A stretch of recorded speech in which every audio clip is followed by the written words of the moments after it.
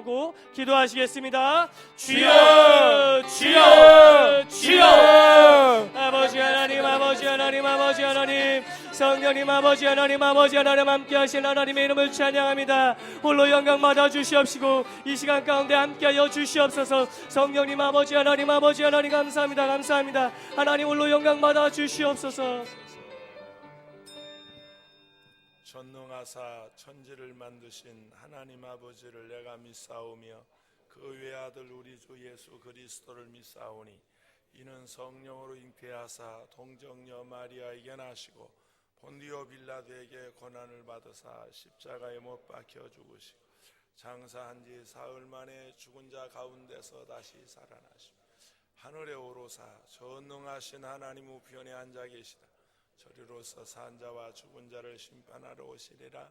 성령을 믿사오며 거룩한 공예와 성도가 서로 교통하는 것과 죄를 사하여 주시는 것과 몸이 다시 사는 것과 영원히 사는 것을 믿사옵나이다. 아멘. 하나님 은혜 감사합니다. 주님 오실 날이 가까우니 때에 동서남북 원근 사방에서 들려오는 소문들이 흉흉하고 우리의 신앙을 믿음을 어지럽게 하고 있습니다. 특별히 이 말세 지말에 나타나는 현상이 이단들이고 잘못된 교리와 사상을 가진 자들이 많이 나타납니다. 이곳에서도 저기서도 내가 그리스도, 내가 예수다, 내가 보혜사다, 내가 성령이다, 내가 재림주다 하는 이들이 많습니다. 우리가 미혹당하지 않게 하시고 우리의 신앙이 흔들리지 않도록 하나님이 지켜주시고 특별히 우리 여의도 순복음교회 모든 성도들을 굳게 지켜 주옵소서. 오늘 아침에는 특별한 종을 모시고 우리가 함께 은혜를 나눕니다. 주께서 은혜 주옵소서. 예수님의 이름으로 기도합니다. 아멘. 오늘은요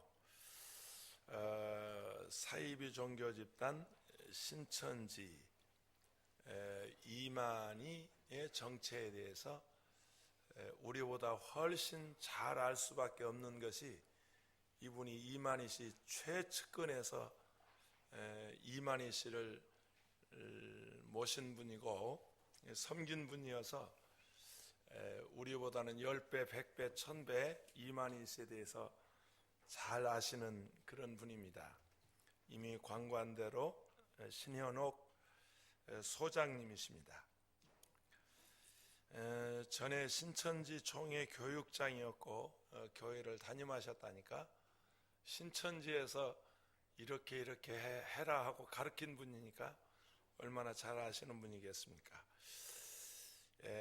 1982년 예장합동 한민교회에서 입교를 하시고 80년 입교를 하시고 신천지 지교의 전도사로 있었고 신천지 본부 청년회장 본부의 청년회장을 하시기도 하시고 신천지 요한지파 세빛교회 담임 강사였고 신천지 총회 교육장이었고 그러다가 2006년 12월에 신천지를 탈퇴하셨습니다. 현재는 한국기독교이단 상담소협회 구리 상담소 소장을 역임하고 계시고 예장 합동 측 초대교회 그냥 교회 이름이 초대교회입니다. 저 오순절 교회 옛날 저 예루살렘 교회 아닙니다. 초대교회 담임 교육자이십니다. 뭔 말을 해도 이렇게 썰렁하니까 형 말할 기분이 안 납니다. 신현옥 전도사님이신데요. 저희 교회 금요철에 한번 하셨어요. 2011년 4월 1일 금요철에 사람의 미혹을 주의하라 하고 금요철에 강사로도 쓰셔서 그때 많은 말씀을 못 하셨다고 그래요. 짧은 일부 설교하고 2부 간증을 조금 하셨다고 합니다. 오늘은 정확하게 88분 시간 드렸습니다. 90분 강의 충분하게 말씀하실 것 같으니까 여러분 경청하시고 교구 사역에 또 우리 양뭉리를 돌보는 일에 목회 사역에 큰 도움이 되시기를 바랍니다. 이제 신현욱 전도사님 나오시겠습니다. 뜨겁게 박수해 주시죠.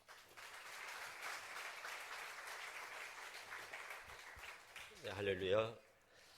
이렇게 귀한 자리 정해주셔서 감사합니다.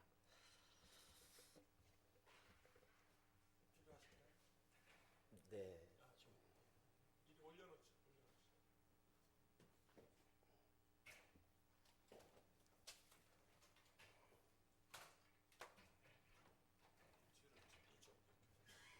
오른쪽으로 좀 주세요. 발 좀 고정 좀 시켜주시죠.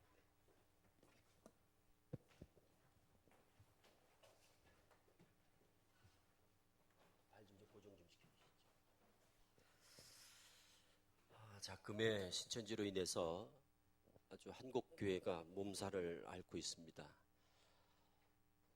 오랫동안 또 몸담았던 저로서는 무거운 책임감을 느끼고 참 안타까운 마음을 금할 수가 없습니다. 제가 2006년 말에 신천지를 탈퇴해서 2007년부터 신천지에 대한 예방과 또 신천지 실체를 한국교회에 알리는 일에 미력이나마 이제 힘을 보태고 있습니다만 아직도 신천지의 그 포교 전략에 대해서 저희들이 잘 적응을 못하고 있는 것 같습니다.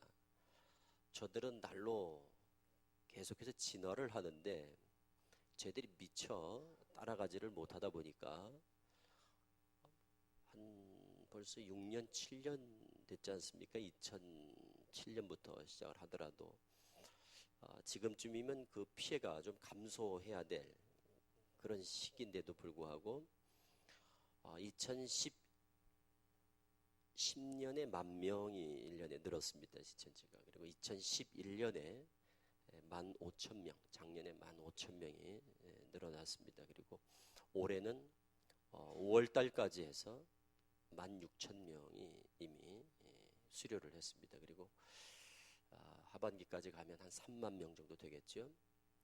그래서 지금 10만 명이 넘어섰습니다. 이렇게 계속해서 20%에서 25% 이상씩 이렇게 성장을 하는 그 요인이 뭘까?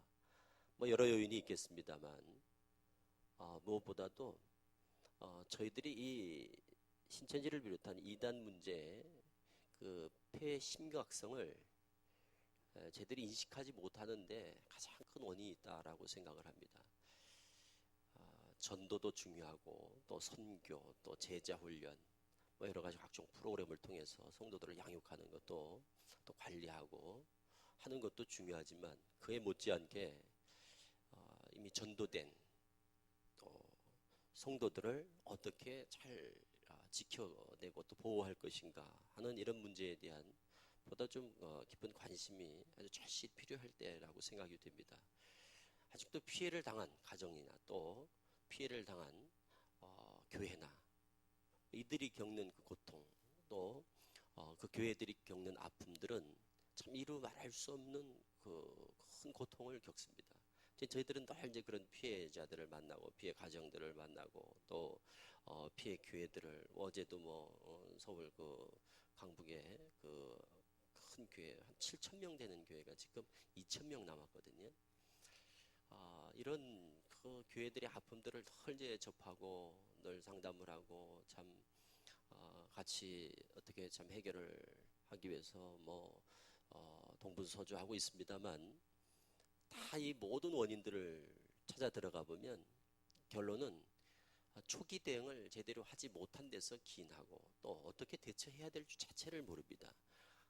그러다 보니까 신천지에 대한 이런 위기의식이 또 경계심이 만연되어 있는데도 불구하고 그 피해를 줄여갈 수가 없어요. 지금도 교회가 깨지는 교회, 또 둘로 셋으로 나눠지는 교회, 목회자가 사임하는 교회, 이런 교회들이 물론 문제가 있어서 사임하는 거야 당연하지만 그렇지 않고 신천지로 인해서 그들의 분열 책동으로 인해서 또 그들의 추수꾼과 또 산옮기기 전략 등등 다양한 교회를 파괴하는 이런 일들로 인해서 교육자들이 목회자들이 사임을 한다거나 이런 그 일들을 보면 현장에서 있어지는 일을 보면요 상상할 수 없는 일이 벌어지고 있습니다. 이제 우리 지금 여의도 순복음교회 같은 경우는 교회 규모가 있다 보니까 큰 교회에서 보이는 행태들은 또 이런 모습들이 있습니다. 작은 교회나 뭐 100명, 200명 또는 뭐 1000명, 2000명 이런 교회에서 보이는 그러한 어떤 체감하는 것과는 또 다른 면에서 조금 더 주의가 기울여져야 될 필요가 있다라는 생각을 합니다. 자, 참 죄송한 얘기지만 제가 92년에 서울 강동 지역에서 저는 개척을 했습니다. 제가 26살 때. 그때 개척을 했을 때 가장 많이 왔던 분들이 죄송하지만 순복음교회 식구들이었습니다. 순복음교회 식구들뿐만 아니라 모든 교단을 신천지는 철저히 분석을 해서 거기에 맞는 포교 전략을 시도를 합니다. 특성이 있더라고요. 저는 그때 제가 이제 순복음교회를 접하면서 어떤 판단을 했는가 하면 순복음교회 식구들이 많이 오는 몇 가지 요인들이 있었어요. 그게 바로 열심히 있더라고요. 열심히. 순복음교회 식구들이 열성적이더라고요. 그때 대부분 제가 조장이라는 것도 저는 처음 들어봤습니다. 그때 왔던 분들이 조장들이 많이 왔습니다. 조장이라고 하는 저거에 일반 교회는 조장이 없던데 보니까 순복음교회는 조장이 있더라고요. 그런데 대부분 열심히시더라고요. 그분들이 또 순종적이시더라고요. 그리고 기도 생활을 열심히 하시고 하여튼 보면 좀 남달라요. 아주 바지런하시더라고요. 뭐 순종적이고 뭐 헌금 생활도 잘하시고 이런 게 잘 훈련이 됐더라고 보니까. 그러니까 다 그 열심, 그 열성 이런 것이 어떻게 보면 이단에 빠지는데도 긍정적인 부분들로만 나타나질 않는다는 거예요. 그게 부정적인 측면으로 또 왜곡된 모습으로 표출될 가능성이 있습니다. 지금도 그렇습니다. 지금도. 우리 생각할 때는 초신자들이 많이 빠질 것 같고 성경을 잘 접하지 않는 분들이 무지하니까 빠질 것 같고 또 뭐 직분이 없는 분들이 오히려 이렇게 많이 넘어가고 그럴 것 같은데 실제적으로 그러냐? 신천지는 그렇지 않습니다. 그러니까 우리가 이전에 접했던 어떤 다른 사이비 종교 집단 중에서도 뭐 PD 수첩이라든가 그것이 알고 싶다 이런 데 보면은 그냥 아주 막가파식의 어떤 그런 그냥 완전 누가 봐도 그냥 전형적인 그냥 사이비 종교 집단 이런 것에 우리가 많이 익숙해 있고 사이비 종교 집단 하면은 또 이단 하면은 그냥 뭐 그냥 보통 우리가 접했던 통일교라든가 여호와증이라든가 뭐 이런 이단들의 우리의 어떤 선입견이 있어요. 그것과 사뭇 다른 신천지의 어떤 그런 아주 독특한 뭐 교리 체계뿐만 아니라 그들의 포교 전략 또 그들이 보이는 어떤 그런 보여진 모습들 이런 것들이 우리가 잘 모르는 겁니다. 그러다 보니까 다른 이단들을 대하듯이 그냥 그런 선에서 대처를 하다 보니까 지금 큰 코를 다치고 있는 거예요. 그래서 보다 좀 면밀한 분석과 그리고 세밀한 구체적인 교육이 꼭 필요한 데가 신천지입니다. 다른 이단들을 대하듯이 그렇게 대해서는 신천지를 전혀 예방할 수가 없습니다. 그러다가 신천지가 이렇게 그냥 총체적인 이 경계령이 내려져 있는 이런 가운데도 저렇게 몇만 명씩 늘어날 수 있는 요인들이 있어요. 그 가운데가 그들의 어떤 탁월함 이런 걸 얘기하고 싶지 않습니다. 그렇지 않습니다. 뭐 그들이 뭐 다른 이단과 달리 더 뛰어나냐 그런 면에 있어서는 어떤 탁월함에서 그 원인을 찾을 수가 없어요. 그냥 우리가 너무 모른다는 거예요. 너무 모르는 거예요. 이게 지피지기 차원에서 꼭 필요하다는 거죠. 신천지에 대한 구체적인 포교 방법 이런 것들이. 그러니까 다른 건 몰라도 포교 방법만큼은 성도들에게까지 세밀하게 전달돼야 된다라는 겁니다. 그래서 그때부터 순복음교회가 본의 아니게 타켓이 되고 그리고 그는 꼭 어떤 교단 문제가 아니라 교회가 큰 교회이기 때문에 그렇습니다. 그건 뭐 교인 수에 비례해서 어쨌든 교인들이 침투에 들어가는 거니까 대부분 다. 그러니까 뭐 그거는 뭐 어쩔 수가 없는 거죠. 그런데 들어가는 거는 그들이 손을 대더라도 큰 교회 중심으로 되더라도 실제적으로 유월이 된다는 신천지식으로 표현하자면 유월 곧 전도가 되는 것은 보면 확실히 교회의 어떤 특성상 성도들의 성향 이런 것들이 크게 작용을 하는 건 사실입니다. 그러다 보니까 대부분 다 신천지 들어간 사람들이 열심인 사람들. 그러다 보니까 열성을 가지고 막 부지런히 신앙생활을 하는 분들이 많이 걸릴 수밖에 없어요. 그리고 성경을 적게 본 분보다는 성경을 많이 보는 분들이 많이 빠지는 참 이해할 수 없는 이런 현상들. 또 평신도들보다는 직분자들이 많이 빠지는 이런 현상들은 어디서 이유가 있어요. 그걸 분석을 해보면. 그 잘게 어떻게 이해가 안 되실 수도 있겠습니다만 조금만 생각을 해보시면 신천지 포교 전략과 맞물려서 그게 그런 현상으로 나타나는 거거든요. 신천지가 예를 들어서 무슨 기사, 이적, 표적 이런 걸 가지고 막 미혹하고 이런 데 같으면 그런 성향의 분들이 많이 붙게 돼요. 지남철에는 색가루가 붙는 거죠. 그러니까 성향이 있어요. 빨려 들어가는 사람들. 그런데 신천지는 이적, 표적 이런 거 하고는 완전히 담을 쌓고 전혀 그런 거, 은사 이런 거 별로 안 좋아하거든요. 오직 말씀이에요. 성경 공부. 그러니까 성경에 관심 있는 사람들이 많이 몰리게 되는 거예요. 그럼 어떤 사람들이야? 초신자들은 영적인 갈급함이 훨씬 적습니다. 그럼 누가 갈급함을 많이 느끼느냐? 대부분 오래 신앙한 분들이 많이 느낍니다. 그러니까 신천지는 관심을 갖는 게 성경 몇 독했느냐? 왜? 성경을 많이 안 본 분들은 궁금한 게 없습니다.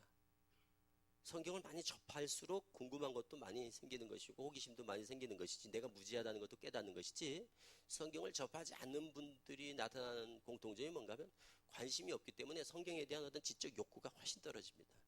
그러니까 공부를 뭐 베데리니 크로스웨니 뭐 이런 공부를 막 제자 훈련인 한 분들이 우리들이 생각할 때는 성경적으로 훨씬 지식이 있어서 이단에 잘 안 빠질 것 같지만 신천지 같은 경우는 다릅니다. 그러니까 대부분 다 대학생들이라든가 아니면 성경 말씀에 관심 있는 사람들이나 직분자들이라든가 신앙생활을 오래 하신 장로님 권사님들이 많이 빠지는 이유가 많이 배우고 신앙생활을 오래 하다 보면 한쪽으로는 갈급함, 채워지지 않은 그런 부분들이 반드시 있습니다. 이런 부분들을 교묘히 치고 들어옵니다. 그러니까 딱 접하면 그냥 쉽게 걸려서 넘어가는 이런 케이스를 대부분 초신자들은 잘 걸리지 않는 이유는 뭐냐? 초신자들은 갈급함이 별로 없어요. 그리고 또 교회에 대해서 자기 자신에 대해서 잘 모르다 보니까 교회에 대해서 잘 모르다 보고 자기 자신에 대해서 자기 자신을 믿지 못하다 보니까 너무너무 성경적이다 하고 자기 자유로 판단하는 것을 유보하게 됩니다. 대부분 다. 그런데 딱 듣고는 너무너무 성경적이다 하고 팍 빠지는 경우는 대부분 신앙생활을 오래 한 분들이 나도 알아. 나도 좀 뭘 알아. 라고 하는 자기 자신에 대한 과신하는 그런 것 가운데서 결국 그냥 무모한 그리고 주저없이 선택하는 이런 경향들을 보게 된다는 거죠. 그래서 우리 교회에서 거기 빠지는 사람들은 오죽 못 나오면 빠졌을까? 성경을 얼마나 모르면 그래 무지하면 빠질까? 시원치 않으니까 빠졌겠지. 이런 생각을 갖는 편견도 좀 바꿔줘야 됩니다. 뭐 그런 분도 있겠지요. 그러나 대체적으로 신천지를 비롯해 들어가는 사람들 그 사람들의 성향을 보면 꼭 그렇지 않다는 거죠.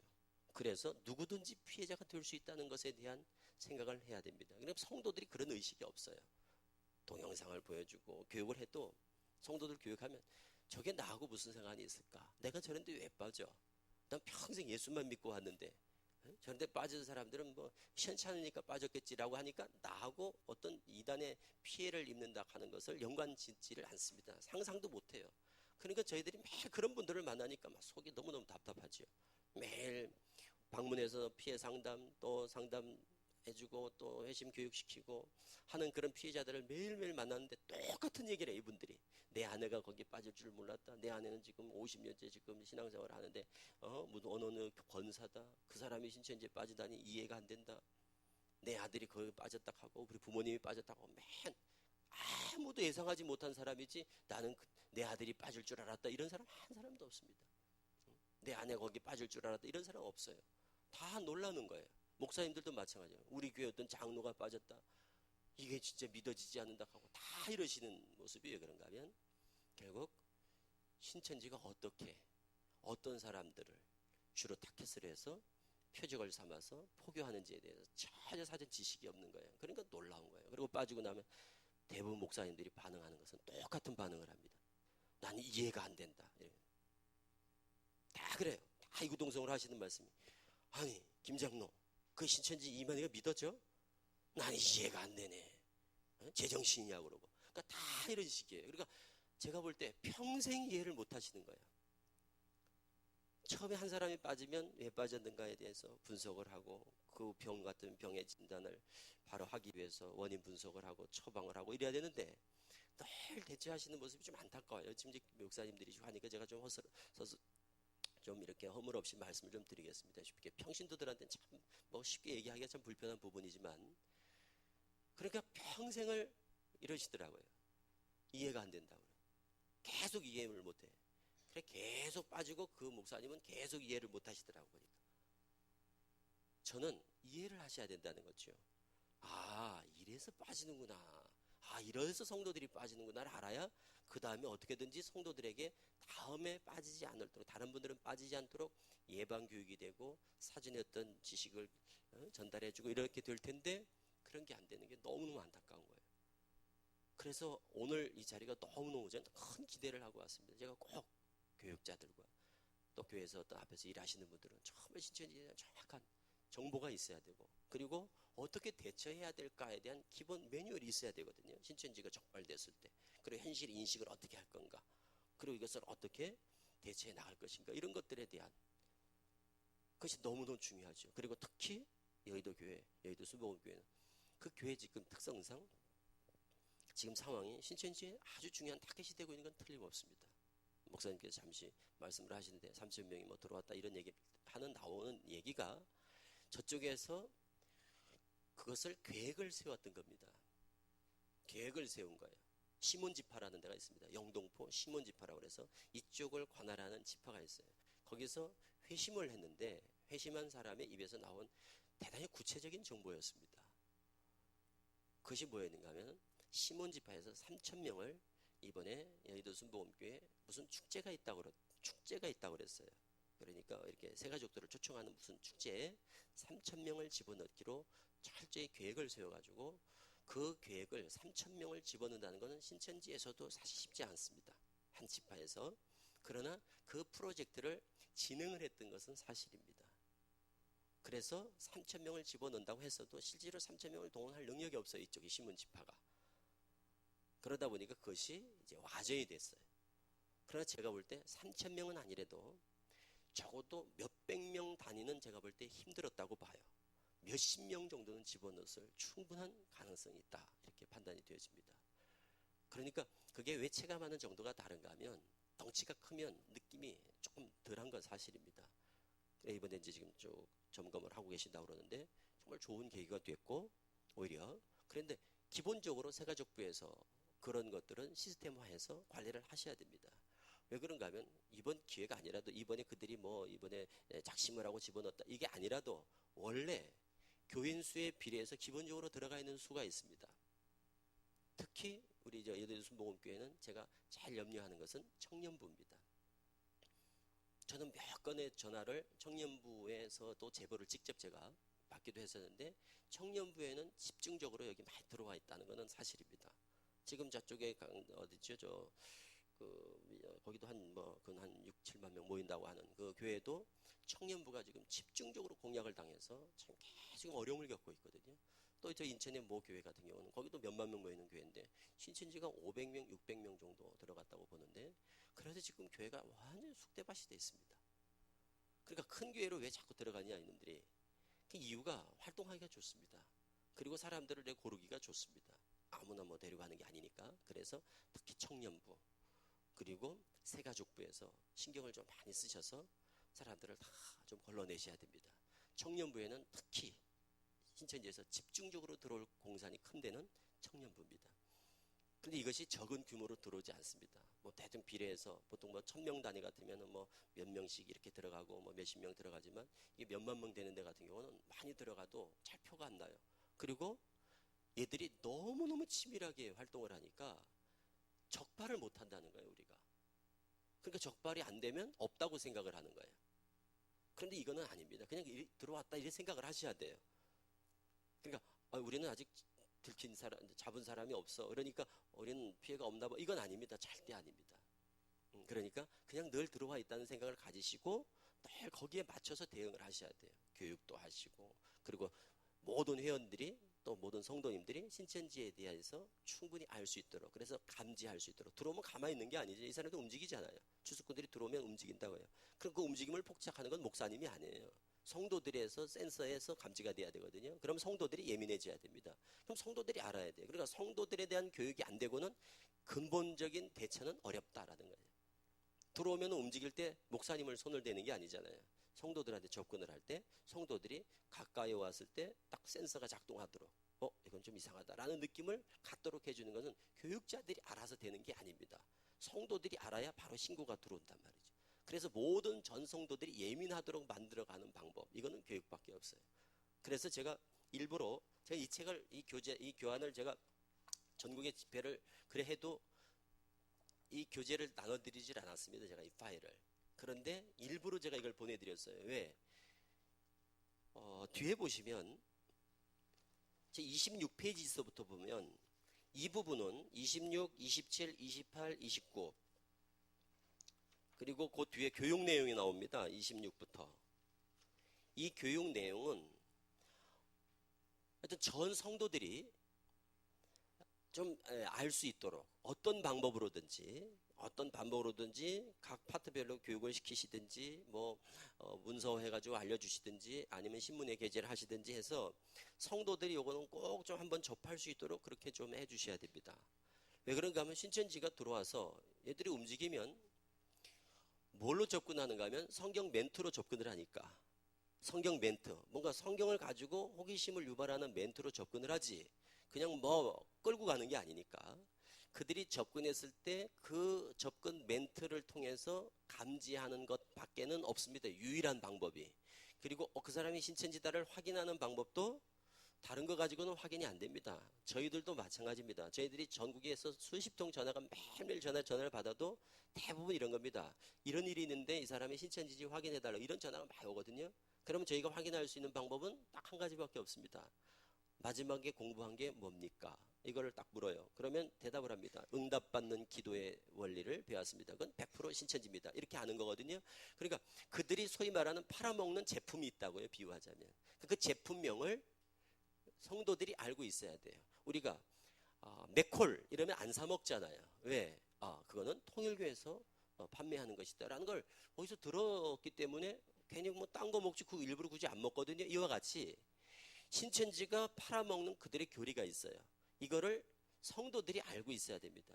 그래야만 그런 얘기를 주변에서 집에서 누가 가족한테 듣든 친구한테 듣든 옆에 누구 교우한테 듣든 길에 지나가던 사람 우연히 만난 사람이 하든 간에 내가 만나는 사람들이 이런 얘기를 할 때는 성도들이 벌써 그거 신천지에서 그런 거 가르친다던데 이런 느낌이 가도록 그래서 이것이 바로 센서를 부착해주는 역할을 한다라는 거죠. 그러니까 성도들이 이거를 알고 있어야 됩니다. 대부분 넘어가는 분들이 신천지에 대한 사전 정보가 없다, 지피지기가 안 된다라고 할 때 알지 못하는 게 뭐냐? 문제는 신천지가 이단이다 이거를 모르는 게 아닙니다.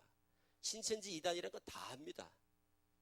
최근에 지금 피해 사례들은 대부분 그럽니다. 젊은 애들이 빠진 사례를 들어보면 자기 선후배가 선배 언니가 이렇게 소개를 했다는 거예요. 그래서 목사님이 매일 광고 때마다 신천지 이단이다 하고 맨날 광고를 해가지고 막 노이로제가 걸렸대. 자기는 목사님이 너무너무 신천지에 대해서 그냥 매일 광고를 하신대요. 그래서 자기가 너무 잘 알고 있었대 신천지에 대해서. 그런데 선배 언니가 3년 만에 나타나가지고는 선교 갔다 왔다 그러면서 만나가지고 친하게 가신지 막 교제하는데 성경 공부를 이렇게 우연히 어떤 분을 선교사를 만나가지고 어떻게 성경 공부하는 자리가 뜻하지 않게 예기치 않게 만들어졌다는 거예요. 그래서 성경 공부하면 그냥 너무너무 자기 민감하다 이거예요. 그래서 언니한테 물어봤다니까 선배 언니한테 언니 여기 신천지 아니냐고. 그랬더니 그 언니가 신천지 때문에 우리 선교단체가 요즘 어디 바깥에서 성경 공부 큐티도 못한다 하면서 신천지 욕을 하더래요. 그래서 다행이다 그러고 공부를 했다는 거예요. 그러다 빠진 거예요. 그런데 아무래도 성경의 내용이 자꾸 좀 생소하고 그래가지고 전화가 온 거예요. 제 상담소에. 그러면서 이런 걸 가르치는 데는 어딥니까? 그래요. 그래서 거기는 신천지입니다. 그랬더니 신천지 말고 딴 데는 없냐고 자꾸 물어봐요. 신천지라는데 왜 자꾸 딴 데를 찾냐. 그건 신천지가 틀림없다 그랬더니 이상하다 자꾸 그러는 거예요. 그래서 내가 쭉 들어봤어요. 얘기를 들어보니까 이제 이런 스토리예요. 그래서 내가 당신을 처음 만난 사람도 신천지 그리고 성경 공부를 가르친 사람 온 사람도 신천지 이거 몰랐나? 그랬더니 몰랐대요. 그러면서 계속 그러는 거예요. 그 언니가 그럴 언니가 아닌데 그 언니가 그럴 언니가 아닌데 그 언니는 거짓말할 언니가 아니래요. 그래서 내가 물어봤어요. 자매님은 신천지에서 아는 게 뭡니까? 그랬더니 신천지 2단이라고 또박또박 얘기를 하더라고. 신천지 2단. 성경 공부로 유혹한다. 그래서 목사님이 교회 밖에서 절대 성경 공부하지 말라고 계속 가르치셨대요. 그렇게 그 다음에는 뭐예요? 그랬더니 그게 다래요. 이게 바로 지금 문제입니다.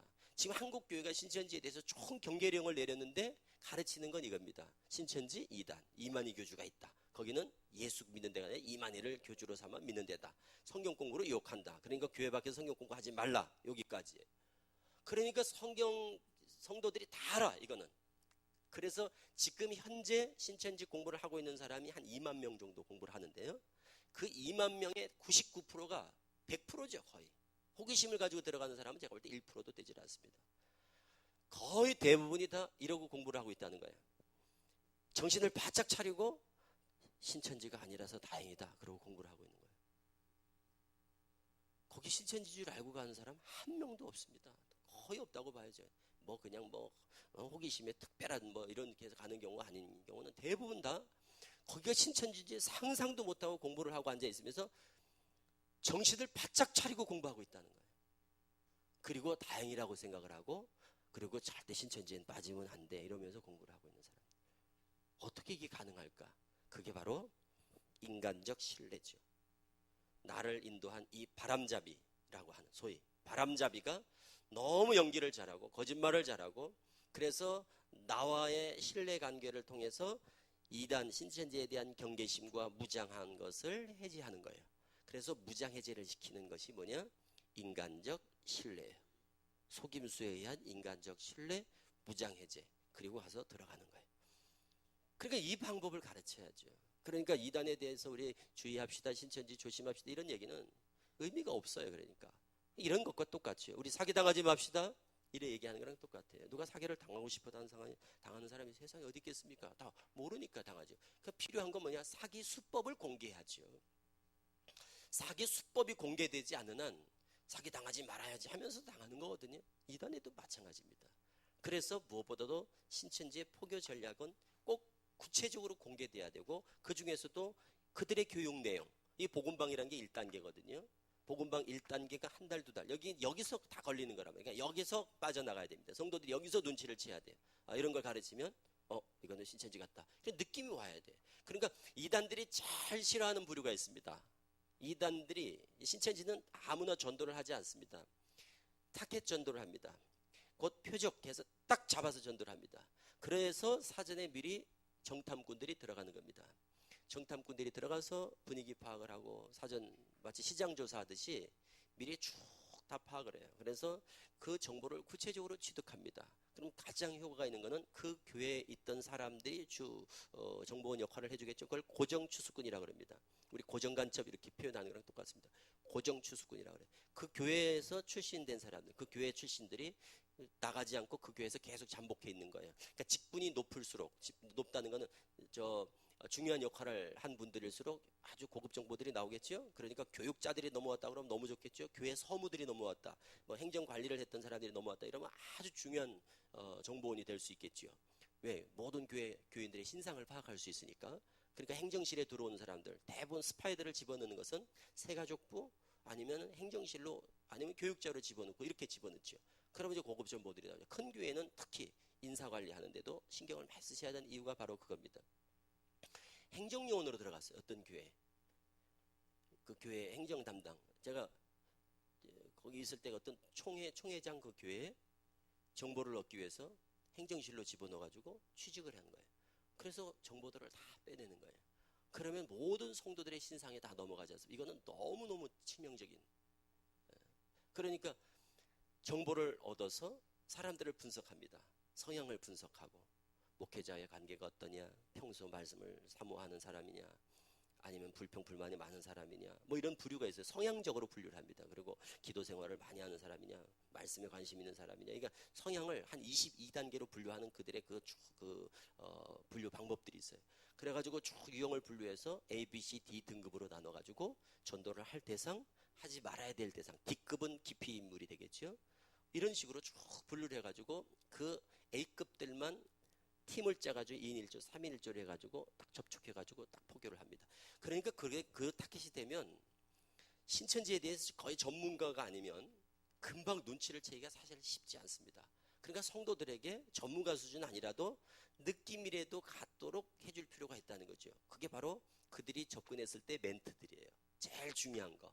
그래서 그들이 어떤 내용을 가르치는가를 또 1과에서는 넘어가더라도 2다 3과 넘어가가지고 한 달은 뭐 소가 넘어가더라도 한 2달째부터는 또 2달째부터 배우는 내용이 있거든요. 그 단계에서라도 하여튼 눈치를 채야 돼요. 그러니까 신천지로 넘어가서는 한 4달 정도를 전혀 신천지를 눈치를 못 채고 공부를 하거든요. 그러니까 한 달 정도 사이에서만 눈치를 채도 빠져나오기가 쉽습니다. 그런데 3달 넘어갔다 이러면 못 나와요. 그러니까 빨리 눈치를 채도록 성도들에게 이 교육 내용들 뒤에 보면 29페이지에 보면 29페이지 거기 보면 그들이 가르치는 초등, 중등 교육 내용들을 제목들을 다 실어놓은 이유가 이걸 목사님들이 이거 보시고 이걸 이제 그 담당하는 분들이 이걸 좀 보시고 이런 제목이라도 왜 배우면 뭐 몇 장 몇 절 갈 것도 없어요. 제목만 알아도 우리가 제목만 딱 알고 알잖아요. 예를 들어서 돌, 우상 이런 걸 배웠습니다. 그럼 신천지예요. 그게 바로 그들이 가르치는 교육 제목이 꼭 이대로 되지 않아도 됩니다. 그냥 제목만. 그래서 지금은 비유를 다 바꿨어요. 비유라는 말을 안 써요. 비유론을 가르쳐도 비유한 양식 누룩, 비유한 불향로 가마 이런 얘기를 안 합니다. 이럽니다. 말세의 심판은 무엇으로 하는가? 그러면 그냥 비유한 불을 가르치는 거예요. 불심판은 불심판이 아니라 말씀 심판이다. 이 얘기를 하는 거거든요. 또 비유한 향로, 향연 이런 얘기들 응답받는 기도의 원리 이런 식으로 지금 바꿔서 얘기하는데 결과적으로 향이나 향로 얘기를 한단 말이에요. 그러니까 그런 내용들을 어떤 내용을 가르치는지 그 주제들이 금방 딱 두드러지게 드러나는 그 특징이 있습니다. 이런 것들을 성도들이 꼭 알 수 있도록 중등부터는 가르칠 게 없습니다. 왜? 중등 정도 배울 정도면 신천지를 다 알고 배우니까 중등부터는 성도들한테 뭐 가르친다는 게 의미가 없고 초등은 꼭 미리 사전에 초등 과정은 꼭 성도들한테 가르쳐서 게시판에다 게시를 해 놓으시든 아니면 뭐 주보에다 이걸 구체적으로 좀 가르쳐서 게재해서 알려주시든 또 뭐 영상으로 만들어서 알려주시든 해서 이런 내용들 이런 걸 쭉 가르쳐 놓으면 공부하던 분들도 금방 합니다. 이럽니다. 어떤 분들이 어떤 교회에서 이제 세미나 할 때 이거 알려주면 이럽니다. 나 지금 나도 나한테 어떤 사람이 와서 저런 얘기 하던데 나도 저렇게 얘기하던데 그때서야 알아요. 그게 신천지를 그동안 모르다가 그때서야 이제 눈치를 채는 거예요.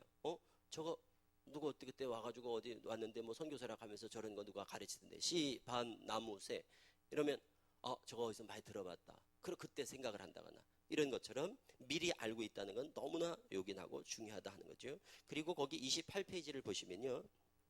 신천지에 들어가는 입교 절차가 있어요. 신천지에 들어가는 입교 절차. 요것이 27페이지 하단부에서 27페이지 하단부에서부터 보면 신학원 및 교육센터 운영 나오죠. 여기서부터는 숙지를 하셔야 됩니다.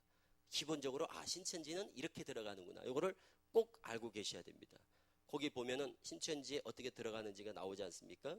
거기에 수강, 자격, 교육 과정 이건 아주 중요한 거죠. 그러니까 누가 공부를 하는데 월화 목금을 어디 가서 공부를 한다더라. 이러면 하여튼 월화 목금 이야기 나오면 이거는 거의 100%예요. 그러니까 이런 특징이 있다고요. 그러니까 뭐 교육 내용 그리고 그들이 어떻게 교육을 시키는가 하는 그들의 교육 가르치는 교육 과정의 어떤 기본 커리가 있어요. 그 나름대로 그들도. 그리고 그 폼이 있다고. 이거를 우리가 알고 있는 거죠. 그냥 기본적으로 내용이 뭐냐? 신천지 센터 들어가면 이런 식이죠. 신천지 센터를 알 수 있는 방법. 면접 5만 원 6개월 월화목금. 이거예요. 그러니까 성도들은 복잡하게 막 얘기하면 잘 잊어버리니까 단순화시켜서 성도들이 빨리 입력될 수 있도록. 여러분, 여긴 신천지는 면접 5만 원 월화목금 6개월. 이 내용이에요. 여기 지금 제가 적어놨지 않습니까? 그러니까 면접을 꼭 본다는 이거는 피할 수 없는 과정이라고요. 그러니까 이거는 빼도 박도 못해. 어디 공부하러 갔는데 면접을 본다. 성경 공부하러 갔는데 면접을 봐. 그리고 사진을 내고 입학원서는 뭐 기본적으로 어디 가도 내지 않습니까? 그런데 주민등록 등본을 카피해서 내라 한다거나 주민등록증을 카피한다거나 신분증 사본을 제출하라고 한다. 이건 신천지인이 갖는 아주 중요한 특징이라고요. 그러니까 이런 것들. 그러면 뭐 이거는 100% 그냥 신천지라는 걸 금방 확신할 수 있잖아요. 그래서 면접을 본다. 그리고 월화 목금을 공부한다는 것. 이거는 전국적으로 똑같기 때문에 전국적으로 똑같습니다. 센터, 신천지 센터 하면은 기본적으로 면접, 월화목금, 그리고 6개월에서 8개월. 옛날에 6개월이었습니다. 그리고 돈을 5만 원씩 냈어요. 복사비 명목으로 5만 원. 그러니까 면접 5만 원, 월화목금 6개월. 전국 한 100여 개 센터가 다 이렇게 운영되기 때문에 생긴 것도 똑같아요. 학교 교실 같이 생겼습니다. 학교 교실. 책상, 걸상, 칠판. 칠판도 화이트보드를 쓰지 않는다는 특징이 있죠. 다 흑칠판, 불필 칠판을 다 쓴단 말이에요. 그러니까 그런 신천지 어떤 교육장의 어떤 특징, 이거를 성도들 머릿속에 자꾸 아주 뭐 귀찮도록 자꾸 얘기를 해서 그걸 성도들이 늘 기억할 수 있도록. 그래 이제 하도 면접 5만 원, 6개월 월화목금 이거를 계속 알리고 다녔더니 요즘은 5만 5천 원, 만 원씩 할부, 10만 원이라고 그러고 만 원씩 걷더라고요. 또 5만 5천이라고 걷더라고요. 6만 원이라고 그러고 할부, 이런 식으로 하는 거예요. 그러니까 만 원씩. 그러니까 변화를 주는 거예요. 왜? 5만 원, 옛날에는 5만 원이었거든 무조건. 그러니까 5만 원 하면 신천지 이러니까 돈을. 그러니까 조금 금액은 변동이 되더라도 그 틀이 크게 다르지 않다는 거. 또 요즘은 월화, 목 이러더라고요. 월화, 목, 금요일날 보충 수업을 하는 거예요. 또 10개월 이러더라고요. 교육에 10개월. 그런데 사실은 가면 실제적으로 6개월 하는데 우리는 10개월간 공부를 합니다. 8개월간 공부를 합니다. 이렇게 얘기를 하는 거예요. 이런 식으로 변형을 주지만 큰 틀이 있다는 거죠. 기본적으로 5만 원, 월화목금, 6개월, 면접을 본다는 거. 이런 것들은 아주 중요한 특징이에요. 그러니까 이거는 청년들한테도 그냥 자꾸 주지시켜야 돼요. 청년들한테도 자꾸 귀찮도록 그 얘기를 자꾸 하고, 그리고 성도들한테도 자꾸 얘기를 해서 좀 성도들이 복잡하지 않고 쉽게 신천지를 식별할 수 있는, 분별할 수 있는 이런 사전의 정보들이 좀 입력이 돼 있어야 된다는 거죠. 신천지에 들어가는 과정이 아주 복잡해요. 신천지는. 그러니까 우리가 전도하는 거하고도 완전히 다릅니다. 우리는 보통 우리 교회 한번 오시죠. 뭐 예수 주님을 영접하시라고 예수 믿으라고 그러고 바로 교회도 데려오지만 신천지는 교회 들어가기까지의 과정이 거의 한 1년 정도 걸립니다. 그러니까 1년 농사를 일모작을 한다고 보시면 돼요. 신천지는. 그러니까 그렇게 해서 전도가 된 사람들이 갖는 결속력과 이것은 우리 다른 교회하고는 다르겠죠. 그렇게 해서 훈련시켜가지고 전 과정을 다 패스해야 신천지 들어가서 예배를 드릴 수 있으니까, 그렇게 해서 한 사람 전도가 됐다 하면은 튼튼할 수밖에 없죠. 그러니까. 그래서 입교 단계가 제일 먼저 거기입니다. 거기 보시면 28페이지 거기 나오죠. 입교 절차는 섭외. 이게 이제 간첩들이 접선하듯이 타켓을 살피는 겁니다. 사람들 교제하는 거예요. 교제. 친분을 쌓고 교제, 섭외. 그 다음에 복음방이 1단계 성경 공부입니다. 복음방은 1단계 성경 공부. 한 달에서 한 달 반, 2달 정도. 맛보기로 성경을 가르치는 겁니다. 맛보기. 그래서 이 사람이 말씀을 배울 의지가 있나 없나, 성향이 공부를 6개월을 안 빼먹고 하겠나 못 하겠나, 여건이 되는가 못 되는가, 의지가 있나 없나, 이런 것들을 딱 체크하면서 맛보기로 사람을 골라내는 과정이 복음방입니다. 그 복음방을 거쳐서 신천지 센터로 넘기는 게 이게 옛날 무료 성경 신학원입니다. 센터로 넘기는 거, 이게 정식 신학 과정입니다. 6개월 월화 목금 배우는 게 바로 여기입니다. 그 다음에 수료 시험을 보고 한 80점 90점 패스를 하고 전도 1명을 이상을 하고 이만희 교주를 이 시대 구원자로 믿고 신천지가 이 시대 약속한 성전이란 걸 믿고 교족부 쓰고 각서 쓰고 그런 사람을 이제 수료를 하게 됩니다. 정식 수료를 하는 거예요. 얼마 전에 지난 5월 달인가요? 여기서 여의도 광장에서 6,000명 수료했죠. 여기. 그러니까 이런 식으로 수료를 해요. 그러니까 거창하게 합니다. 수료를. 사각 모자 쓰고 막 엄청나게. 그러니까 거기에 그냥 그 수료 모자 쓰겠다고, 사각 모자 쓰겠다고 그냥 열성을 가지고 공부를 하는 거예요.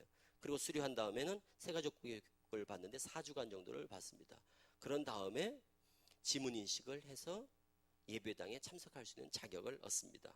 그러니까 지문인식을 하기까지가 이런 과정을 다 패스해야 돼요. 그러니까 지문인식을 하지 않으면 못 들어가니까 예배당에. 그러니까 신천지 예배당에는 다 모든 교육을 다 이수한 사람들 외에는 출입이 금해지는 겁니다. 들어가고 싶어도 들어갈 수가 없죠. 그래서 신천지 예배에 참석을 하게 되고 이제 부서 편입되면서 교회 등록되고 총회 등록되고 이런 과정을 겪습니다. 그러니까 이런 과정을 다 이거를 패스할 만큼의 여건이 되고 열정을 갖는 사람들이 교회에 맞느냐? 제가 이렇게 다녀보면 우리 정통교회 일반 교회 다녀보면 걱정 안 해도 될 분들이 많습니다. 사실은. 기본적으로 이거를 다 감당할 만한 분들은 어떤 분들이겠어요? 일반적으로 딱 꼽아낼 수 있는 부분들이 건강해야 되죠. 8개월에서 10개월을 하루에 2시간씩 앉아서 성경을 배워야 돼요. 그리고 2시간만 수업 시간이죠. 그 앞에 전에 예습 시간, 복습 시간, 숙제해야 되죠. 거의 매일 시험 보죠. 이거를 다 감당을 하는 거는 아무나 못해요. 그래서 아무나 안 데리고 가는 거예요. 그리고 또 얼마나 부지런해야 되겠습니까? 그러니까 게으르고 나태한 분들은 사실 걱정할 필요가 없어요. 자기가 나는 게으르다 이런 분들은 스스로 뭐 빠지고 싶어도 본인이 가려고 해도 그쪽에서 별로 원치를 않습니다. 왜? 가서 감당을 못해요. 공부를 따라가지를 못해요. 그리고 지적 능력이 되지 않는 분들, 너무 학력이 떨어지는 분들, 이런 분들도 감당을 못하죠. 그러다 보니까 대부분 학력이 고학력자들이 많이 가는 거예요. 그러니까 대학생들이 가장 제일 좋아요. 호기심 많죠. 지적 호기심 많죠. 성경에 대해서 잘 무지하죠. 그리고 논리적인 걸 따지죠. 이치적인 걸 따지죠. 이게 아니면 가장 신천지가 하는 큰 그 신천지를 비롯한 JMS나 이런 데 많은 사람들이 빠지는, 젊은이들이 빠지는 요인이 이거거든요. 논리와 되게 과학적이고 이치적이라는 생각을 갖는 착시현상을 불러일으키는 교묘한 사교수법이거든요. 그러니까 대학생들이 들으면 빨리 빠지는 거예요. 그리고 좀 배웠다 하는 분들이. 그래서 이런 생각을 하죠. 저는 이제 그쪽에서 교육을 시켰던 입장이지만 저는 교리 교육 담당이었습니다. 전도 교육은 아니었습니다. 저는 신천지 교육자들을 교육시키는, 그러니까 우리로 말하면 목사지요. 그중에 목사가 없습니다. 강사라고 그럽니다. 그 강사들을 교육 담당 교육장이었기 때문에 제가 뭐 교리 교육이었기 때문에 이런 뭐 전도 교육은 제가 깊이 있게 교육은 안 했습니다만은, 그런데 대부분 빠지는 사람들의 그 분석, 그래 성향을 이렇게 분석하는 거를 제가 그쪽에서 이제 계속 보고를 받고 했기 때문에 이래 쭉 데이터를 보면요, 성경을 많이 안다고 안 빠지느냐, 꼭 그렇지 않아요. 그리고 열심을 한다고 전도하고 막 봉사 헌신을 많이 한다고 안 빠지느냐, 그렇지 않더란 말이에요. 그래서 과연 성도들에게 있어서 성도들의 신앙의 건강함의 잣대는 뭘까? 건강하다는 게 뭘까? 이런 거를 제가 이제 넘어와서 이제 전향을 해서 이제 입장이 달라진 거예요. 전에는 저쪽에서 선호하는 성향의 사람들이 있었어요. A급들이 있었다고요. 그런데 지금 와 보니까 그게 입장이 달라졌죠. 그쪽에서는 L급이라고 그러는 사람들이 이쪽에서 볼 때는 그게 D급이 될 수 있는 거죠. 그래서 이렇게 성향들을 분별을 해보면 성도들에게 가장 중요한 건 성경을 몇 독을 했느냐, 직분이 있느냐 없느냐, 누가 더 열성이 있느냐의 문제보다도 더 중요한 게 신앙의 어떤 성향적으로 누가 더 교회 중심, 목회자 중심의 신앙에 충실한가 하는 게 훨씬 더 건강 지수의 척도가 될 수 있다는 거예요. 저는 이게 제일 중요하다. 그러니까 우리 성도들한테 예방할 때 이제 핵심의 포커스는 그거예요.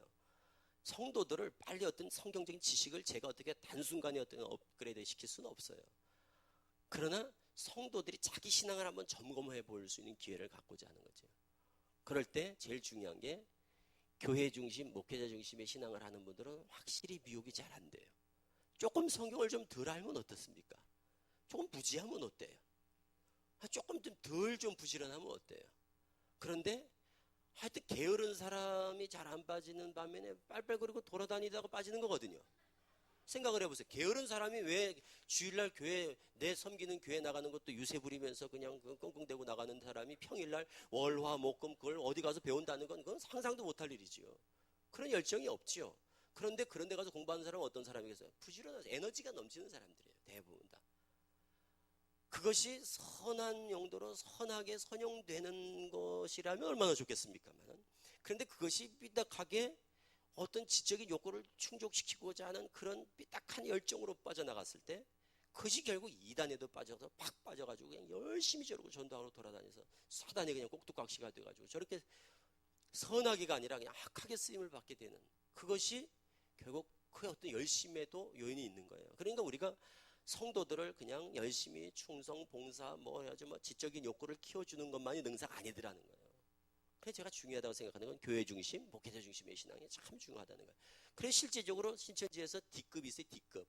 전도하지 말라는 사람들의 성향이 어떤 사람들인가 하면 입만 열면 우리 교회, 우리 목사님 하는 사람들 있어요. 우리 제 강의를 제가 오래 강의를 했잖아요. 강의하다 보면 성도들의 성향이 딱 들어와요. 그러면 딱 대화해 보잖아요. 이 사람은 되겠다 안 되겠다가 그냥 금방 답이 나와요. 그러니까 걔들은 그걸 너무 잘 알기 때문에 툭 건드려 보면 알아. 이 사람이 될 사람인지 안 될 사람인지. 그래가지고 딱딱 분별해요. 그 지금 바쁜데 뭐 한 사람 붙들고 막 이러지 않아요. 툭툭툭 건드려 보면 벌써 얘 되겠다 안 되겠다. 이게 뭐냐면 신앙의 성향이에요. 그러니까 입만 열면 우리 교회 우리 목사님 지난주에 뭐 우리 목사님 뭐 설교 은혜 받았다 하고 우리 교회 너무너무 좋다. 이런 사람은 신천지에서 볼 때 정말 꼴보기 싫은 거예요. 왜? 전도가 잘 안 돼. 그리고 무슨 얘기를 할까 막막하잖아요. 틈이 없잖아. 뭔가 비집고 들어갈 틈이 없잖아요. 그러니까 목회자와 교회와의 밀착 정도가 영적인 건강 지수에 저는 비례한다 이렇게 보는 거예요. 그러니까 성도들이 A급은 어떤 사람이겠어요? 그럼 입만 열면 궁시렁궁시렁대고 불평불만 나고 뭐 목회자에 대해서 비판적이고 헌금 문제 가지고 뭐 시험 들었다 하고 뭐 설교가 은혜가 되니 뭐 레파토리가 똑같니 뭐 몇 년 거 울고 먹었다 하고 막 맨 이런 얘기 있어요. 하여튼 일반적으로 하는 얘기들이 있어요. 공통적으로. 어떤 사람들이 매일 와서 간증을 하잖아요. 신천지 딱 교육 끝나면 딱 이제 열매가 된 사람들이 딱 간증을 시킨다고요. 간증할 때 보면 레파토리가 똑같아. 그러니까 뭐예요? 우리는 저런 사람들은 전도가 잘 되는구나. 그게 딱 답이 나오는 거예요. 그분들이 대부분 하는 얘기들이 그겁니다. 저는 영적으로 갈급했다 하고 저는 30년 동안 신앙했는데 뭐 저는 장로고 권사인데 하여튼 갈급했다 한 사람은 A급입니다. 그러니까 결국 대부분 갈급한 사람이 가는 거예요. 다. 이런 것을 성도들의 입장에서 보면은 그 갈급함을 어떻게 해결할 것인가에 대한 지혜가 요구된다 이런 얘기를 하는 거지만, 그러나 교육자들, 목회자분들의 입장에서 볼 때는 저는 이제 목사님들만 따로 모아서 이제 우리 목사님들만 모여가지고 이제 세미나 할 때는 막 그런 부분들, 성도들이 그런 부분들에 대해서 목사님들의 어떤 일정한 책임이 있다라는 생각을 하는 거죠. 성도들을 그냥 자꾸 나무랄 것만 아니라 성도들이 영적으로 갈급함이란 걸 느낄 때가 있구나. 그럼 그 갈급함을 어떻게 채워줄 것인가에 대한 좀 책임감을 느끼면서 그런 부분에 대해서 뭔가 대책이 필요하다는 거죠. 그런 면에 있어서 저는 이제 그런 걸 제안하죠. 성도들에 대한 교리 교육의 강화, 성경 공부의 어떤 단계별로 다 체계화시키는 거, 이런 것들이 꼭 필요하다는 거예요. 다 갈급한 거 아닙니다. 초신자는 별 갈급함이 없어요. 겪어보면 초신자는 그때그때 주는 거 감당하기도 어려워요. 그리고 막 갈급하다 이런 느낌이 별로 없어요. 그런데 대부분 오래 신앙한 장로님 권사님들이 확실히 갈급함이 많아요. 그분들은 뭔가 하면 신앙생활을 늘 하면서 오랫동안 또 창교에서 신앙한 경우는 더 그런 경우가 있단 말이에요. 그러니까 영적으로, 교리적으로, 말씀적으로 채워지지 못하는 부분들을 갈급함을 느끼는 성향의 분들이 있는 거예요. 그러니까 그분들에 맞게 교리 교육이 좀 저는 충족돼야 된다는 거죠. 제공이 돼야 된다는 거예요. 그냥 성도들은 제가 이제 왜 교리 교육을 안 하십니까? 제가 가면 꼭 관심을 갖는 게 교육 분야거든요. 저는 뭐 교육을 담당했던 사람이니까. 신천지를 비롯한 이단들이 왜 저리 열심히냐? 딴 게 없어요. 교리 교육을 통해서 철저히 훈련시키고 교육시킨 결과지 다른 이유가 아무것도 없거든요. 똑같아요, 저희들하고. 그런데 저 사람들은 왜 저리 열심히 가지고 목숨을 걸고 저렇게 신앙을 하느냐? 믿음이 너무너무 좋은 거예요. 그럼 어떻게 그 믿음을 키워내냐? 교육입니다. 믿음은 들음에서 난다는 것은 진리만을 전제하지 않습니다. 비진리도 자꾸 들으면 믿음이 생겨요. 그러니까 그쪽은 너무너무 교육과 훈련에 철저하니까 사람들이 가짜인데도 진짜같이 믿고, 우리는 와보니까 진짜인데도 가짜같이 믿는 것 같은 느낌이 드는 거예요. 왜 사람들이 똑같은 보세요. 성도님들이 저쪽은 가짜라고, 신천지를 비롯한 거기는 가짜인데도 사람들이 진짜로 믿어버리니까 힘이 있어요. 우리는 진짜라고, 그런데도 믿음이 그들만큼 믿음이 없어요. 그러니까 힘이 없어요. 이거의 힘은 옳다 그르다의 문제가 아니라는 거죠. 믿음의 힘은 옳기 때문에 믿음의 힘이 있는 게 아니더라고요. 잘못된 것도 100% 믿으면 100%의 힘을 발휘하는 거고, 진짜도 50%밖에 믿지 못하면 50%의 힘밖에 없는 거더라고요.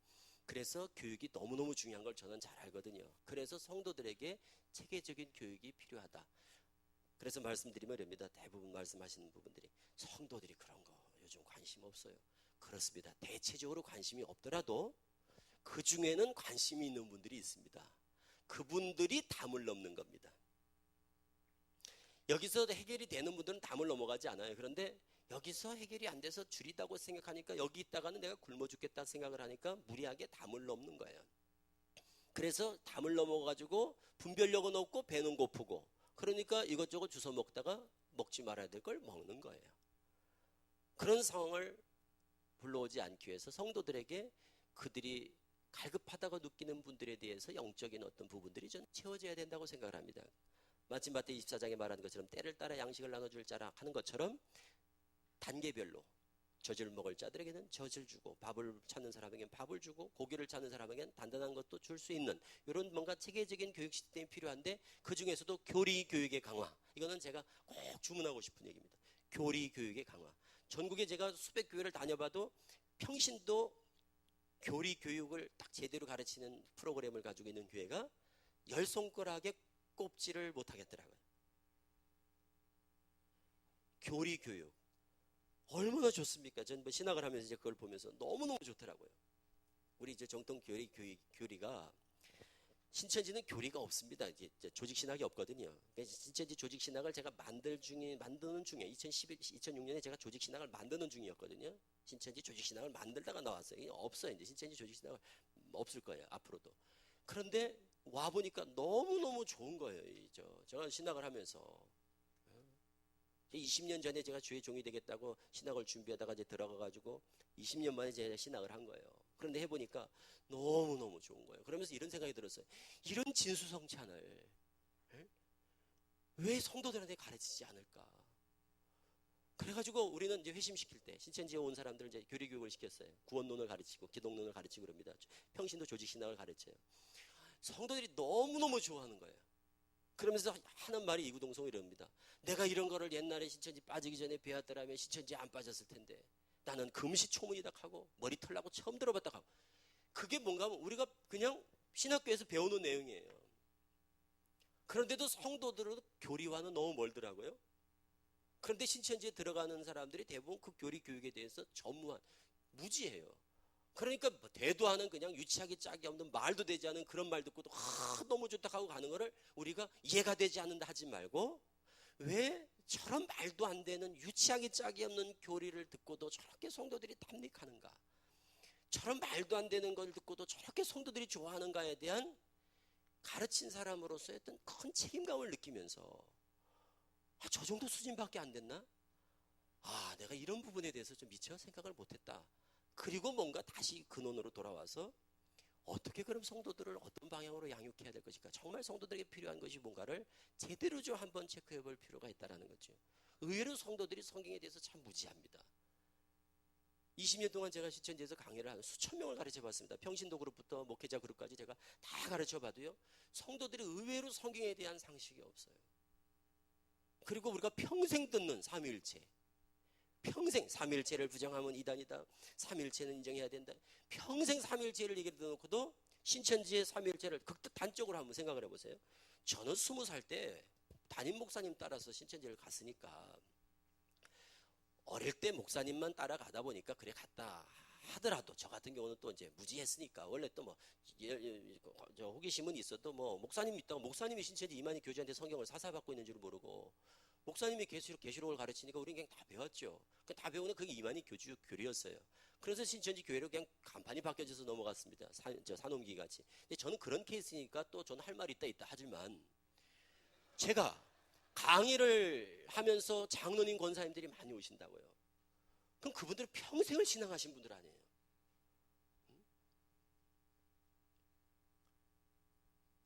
저희 교회가 명성교회 그 뒤쪽에 있습니다. 오륜교회 뒤쪽에. 거기서 강동구에서 제가 개척을 해서 16년 동안 이제 담임으로 있다가 나왔는데 그때 장로님 권사님이 350명이었거든요. 그때 그 장로님 중에는 여기 아시는 분들도 계실 거예요. 순복음교회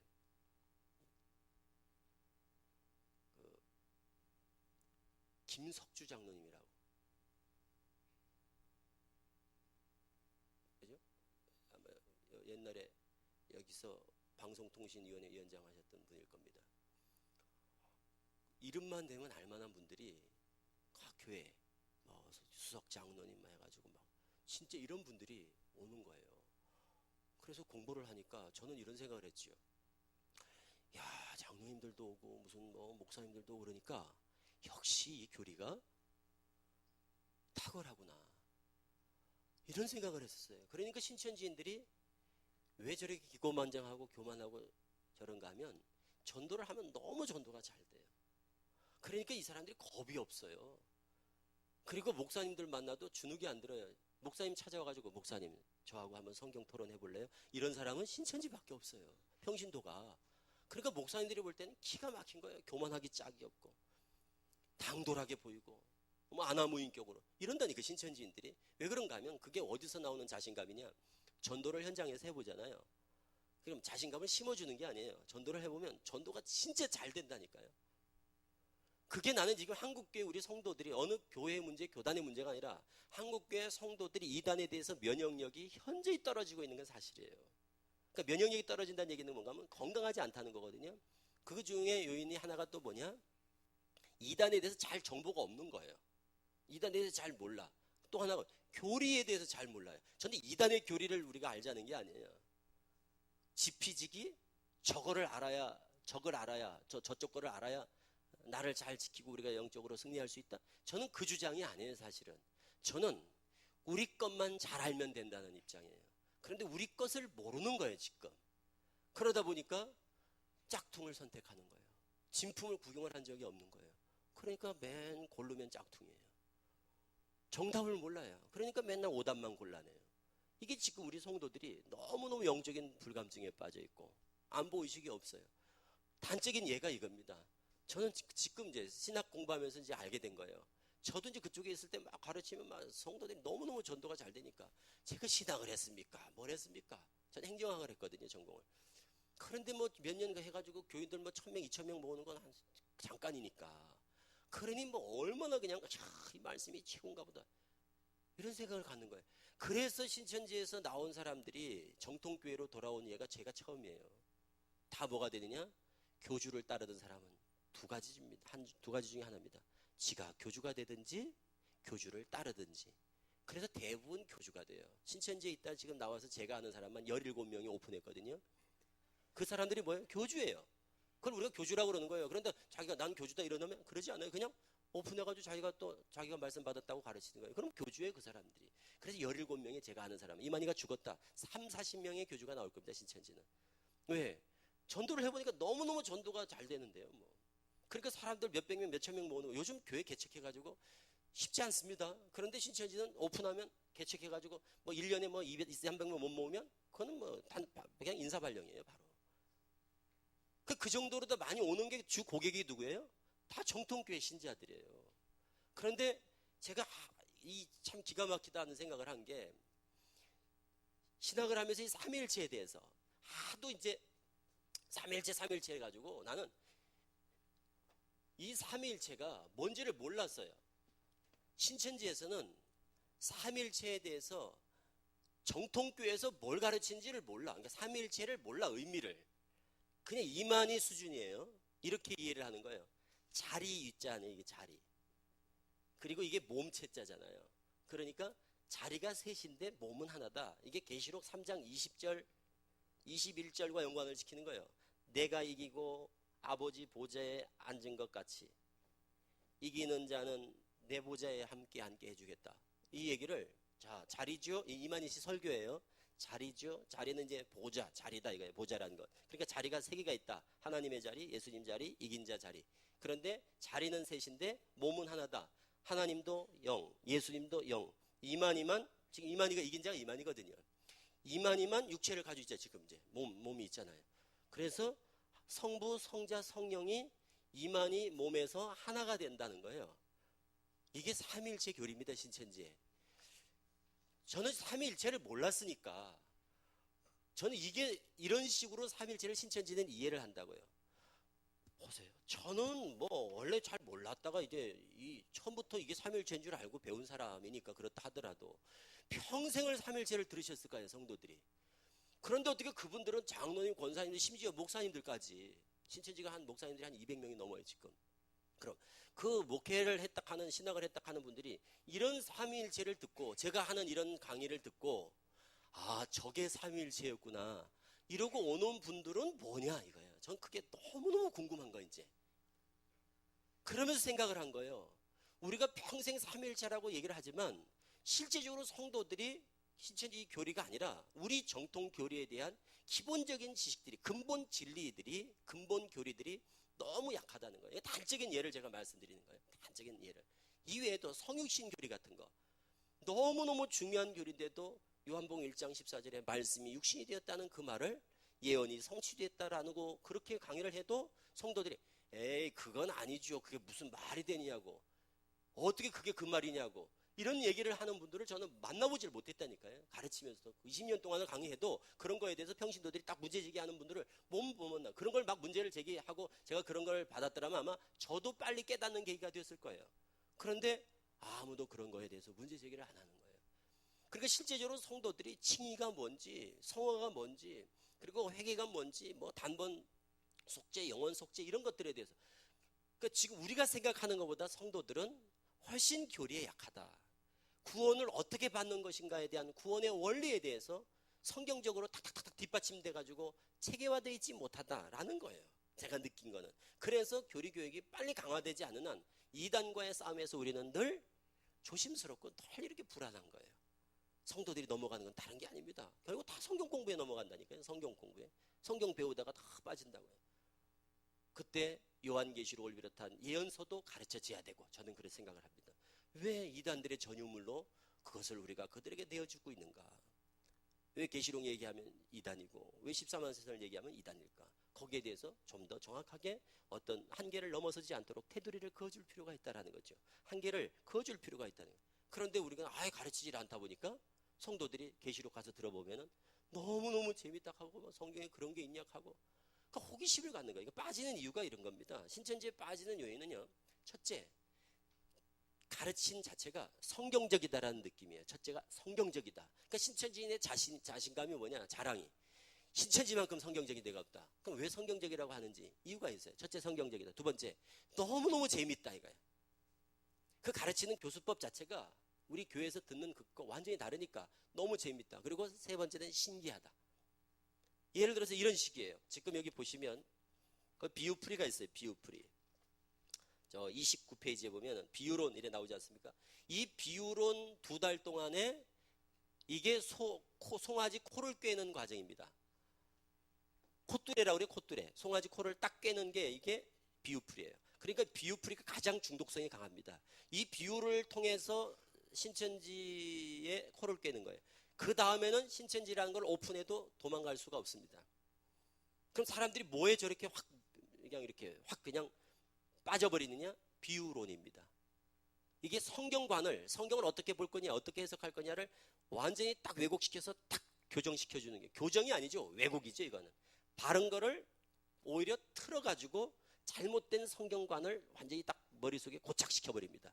이게 비유론이에요. 그 비유론을 한 예를 제가 그냥 말씀드리면 이해가 되지 않을 것 같아서 제가 왜 그럼 그들이 어떻게 사람들이 뭐에 빠지는가에 대해서 잠깐이라도 좀 보실 필요가 있습니다. 그러니까 이런 식이에요. 왜 사람들이 성경적이라고 그러냐? 예를 들어서 마태복음 13장 31절 32절에 보면 밭에 가라지의 비유가 있습니다.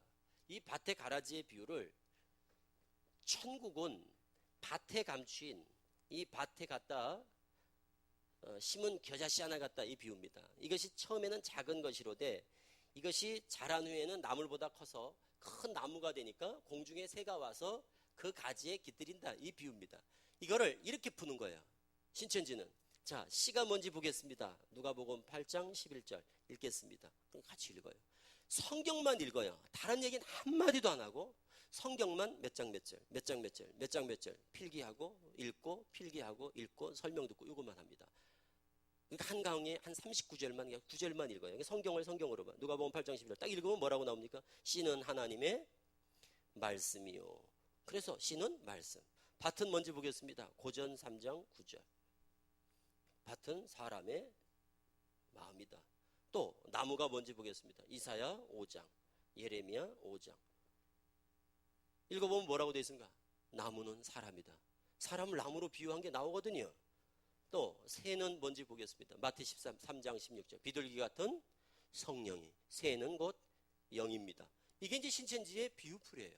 그러니까 성경을 단어 위주로 낱말을 하나씩 분해해가지고 분해를 하는 거예요. 분해를 다. 이렇게 해가지고는 성경을 다 연결시켜가지고 뭐는 뭐 해가지고 이걸 조립하는 거 이제. 그러므로 천국은 뭐냐? 바로 말씀으로 말씀을 듣고 하나님의 말씀을 듣고 마음으로 듣고 거듭난 사람에게 영이 깃들면 비둘기 같은 성령이 임하면 이 사람이 바로 천국이다. 이렇게 해석을 하는 거예요. 그럼 이런 것들을 정통교회에서 성도들이 이런 식의 비유를 처음 들어보는 거예요. 우리는 이렇게 비유를 풀지 않습니다. 기본적으로. 그런데 성도들이 이런 걸 들으면 저거 말도 안 되는 소리다 이렇게 생각을 해야 되는데 어떤 느낌을 받느냐, 너무 성경적이다. 그러니까 성도들이 생각하는 성경적이라는 건 단순하더라고요. 성경을 인용하면 성경적이라는 느낌을 강하게 받더라고요. 성도들은요. 성경적이다. 그리고 나는 머리털 나고 이런 말씀 처음 들어봤다. 이런 거예요. 대부분 다. 그러니까 처음 들어볼 수밖에 없죠. 머리털 나고 이단에 빠지지 않는 이상 처음 들어보죠. 그럼 이걸 처음 들어보는 거는 위험하지 않을까라는 생각도 할 수 있는 거 아니에요? 처음 들어보면 좀 위험하다라는 생각도 할 수 있는데도 처음 들어본 거는 마치 되게 신기하게 신비감을 가지고 봐요. 이것은 지금 우리가 이제 너무 지나친 알레고리죠. 그런데 안타까운 것은 우리 한국교회 성도들이 이런 알레고리칼한 성경 해석을 좋아하는 식성이더라고요. 성도들의 식성이, 영적인 식성이요. 이런 알레고리를 너무너무 좋아해요. 그래서 이게 뿌리를 추적해 보지 않습니까? 이런 식의 성경 해석이 우리나라에서는 1950년대 출연했던 전도관 그리고 박태선 그리고 통일교 문선명 때부터 교주를 만드는데 가장 요긴하게 사용된 사기 수법이 뭐냐? 그러니까 교주를 만드는 교리 중에 가장 요긴하게 사용된 게 바로 이런 지극히 풍유적 해석 그리고 알레고리칼한 해석을 다 가르치는 거예요. 그러니까 교주형 교회 중에서 비유풀이 안 하는 데가 없는 거예요. JMS 가도 이렇게 비유 풀고 신천지를 가도 이렇게 하나님 교회도 이렇게 통일교도 이런 비유. 그러니까 비유는 이게 뭐냐? 교주를 만들어내는 도깨비 방망이 같아요. 그런데 이런 비유에 성도들이 되게 취약해 있다는 거예요. 정말 가르쳐 보지 않습니까? 성도들이 좋아해요. 마태복음 6장 11절 일용할 양식에 대해서 우리 공부해보자. 그리고 양식에 대해서 창세기부터 시작해가지고 쭉 찾아줘요. 그래 놓고는 아모스 8장 11절 딱 가서 읽어요. 물이 없어 가람이 아니요 양식이 없어 주림이 아니라 여호와의 말씀을 듣지 못한 기근과 기갈이라. 말씀을 양식과 물로 비유했습니다. 성경 읽어보면 그런 게 있으니까 구절이. 그러니까 영적인 양식이다. 그러므로 일용할 양식을 구하는데 육적인 양식을 구하면 이방인이고 영적인 양식을 구하는 사람이 바로 하나님의 진짜 자녀다. 왜? 마태복음 6장 21절을 봐라. 25절을 봐라. 이방인들은 먹을 것, 마실 것, 입을 것을 구하지만 너희는 그걸 구하지 말고 그의 나라와 그 의를 먼저 구하라. 그러므로 우리가 구해야 될 것은 의의 양식, 의의 옷, 의의 음료다. 그걸 구하는 사람이 누구냐? 의에 줄이고 목마른 사람이다. 이런 것들을 몇 장 톡톡톡 연결. 그러니까 이런 연결하는 것 때문에 읽어보면 그런 내용이 나오거든요. 그러니까 이런 거지요. 원숭이 엉덩이는 빨가면 사과 이거 있지 않습니까? 비유를 하자면 그런 거예요. 아주 좋은 예가 사과하고 바나나는 기차는 비행기. 이런 연관성을 다 성경에 있는 거예요. 진짜 딱 읽으면 원숭이하고 사과하고 딱 연관성이 몇 장 몇 절이 딱 나와 있어. 사과하고 바나나는 또 몇 장 몇 절 읽으면 있다니까 이게. 그러니까 나중에 가서는 원숭이는 그러므로 비행기. 이게 성도들한테는 믿어지는 거예요. 그거 왜 믿냐? 성경적이라 이거야. 성경적이라고. 그럼 어떤 사람은 나는 비행기보다 백두산. 그럼 원숭이는 백두산이 될 수도 있는 거예요. 이게 요술 방망이 같아요. 이런 식의 성경 해석의 원리를 터득하면 누구든지 교주가 될 욕심을 꾸는 거예요. 욕심을 갖게 돼요. 우리나라에 교주가 수백 명 있습니다. 그럼 교주들이 나타나는데 우리가 그 교주들을 만나보면요. 교주가 왜 자꾸 우리나라에 우수처럼 일어나냐? 이유가 너무너무 간단해요. 그 바닥은 불황이 없다 그럽니다. 그 말이 뭔가 하면 너무 안타까운 얘기고 정말 우리 자존심 상한 얘기죠. 그거를 팔아주는 고객이 누구냐? 그 되먹지 않은 그런 교리를 팔아주는 그 사주는 고객이 다 우리 정통교회예요. 그러니까 그들은 우리를 너무 우습게 보는 거예요. 왜? 진짜 가르치면 잘 물거든요. 딱 던지면요 잘 물어 고기가. 그러니까 자신감을 갖는 거예요. 야 이게 진짜 뭔가 귀찮가 보다, 뭐 대단한가 보다 이런 생각을 한다니까요. 진짜 그래요. 이런 비유 제가 이거 극단적인 예를 들어서 그렇죠. 비유 딱 가르치면 일용할 양식에 대해서 처음 특강을 딱 하잖아요. 100명 딱 가르쳐가지고 2시간 강의 딱 끝나고 나면 90명은 그 자리에서 다 입학을 했습니다. 나머지 10명은 바빠서 못하는 사람이고 저거 문제가 있다 이런 사람들이 거의 없습니다. 왜? 교묘한 사기 수법이에요. 이게 지금 우리가 이제 알고 나니까 사기라고, 사기, 속이는 거라. 성도들, 성경에 무지한 전문성이 없다는 걸 이용해서 사기를 치는 거예요. 그리고 전문가가 아닌 성도들이 깜빡 속는 거예요, 이게. 그러니까 뭐 이런 얘기를 하는 거랑 똑같은 거예요. 뭐 춘향이가 효도를 하기 위해서 아버지 눈 띄워주려고 임당수에 빠졌다, 이렇게 얘기하는 거랑 똑같은 거예요. 그건 춘향전이나 심청전을 읽어본 사람이 아니면 그건 모르는 거예요. 듣고는 그냥 맞아 그랬구나, 이래 넘어가는 거랑 똑같은 원리예요. 그러니까 비유의 기본 원리를 모르는 거예요. 성도들에게 이 비유가 60년 동안 강력한 영향력을 행사했고, 지금도 60년 전에 써먹었던 박태선의 문선명의 비유풀이가 지금도 신천지를 통해 대물림되고 있는데도 신천지를 통해서 지금 강하게 지금 영향력을 행사하고 성도들이 지금 흡입을 하고 있다는 이런 사실을 냉정하게 우리가 인정을 한다면 방법은 뭐냐? 제가 말씀드리고 싶은 건 성도들에게 알려야 된다는 거죠. 계속 당하고 있으니까 말이 안 되는 거, 이거 말도 안 되는 거, 누가 저거 믿냐? 그게 아니죠. 누가 저걸 믿냐? 지금도 몇만 명이 지금 믿고 있으니까 매해마다 몇만 명씩 빠져가거든요. 지금 이단으로. 이거를 막아내려면 방법은 뭐냐? 유치한 거라도 반증을 해야 된다는 거죠. 말도 안 되는 그런 유치한 얘기를 누가 믿습니다. 그러니까 그런 유치한 얘기라도 우리가 가르치고 성도들에게 깨우쳐서, 성도들 수준이 그러니까.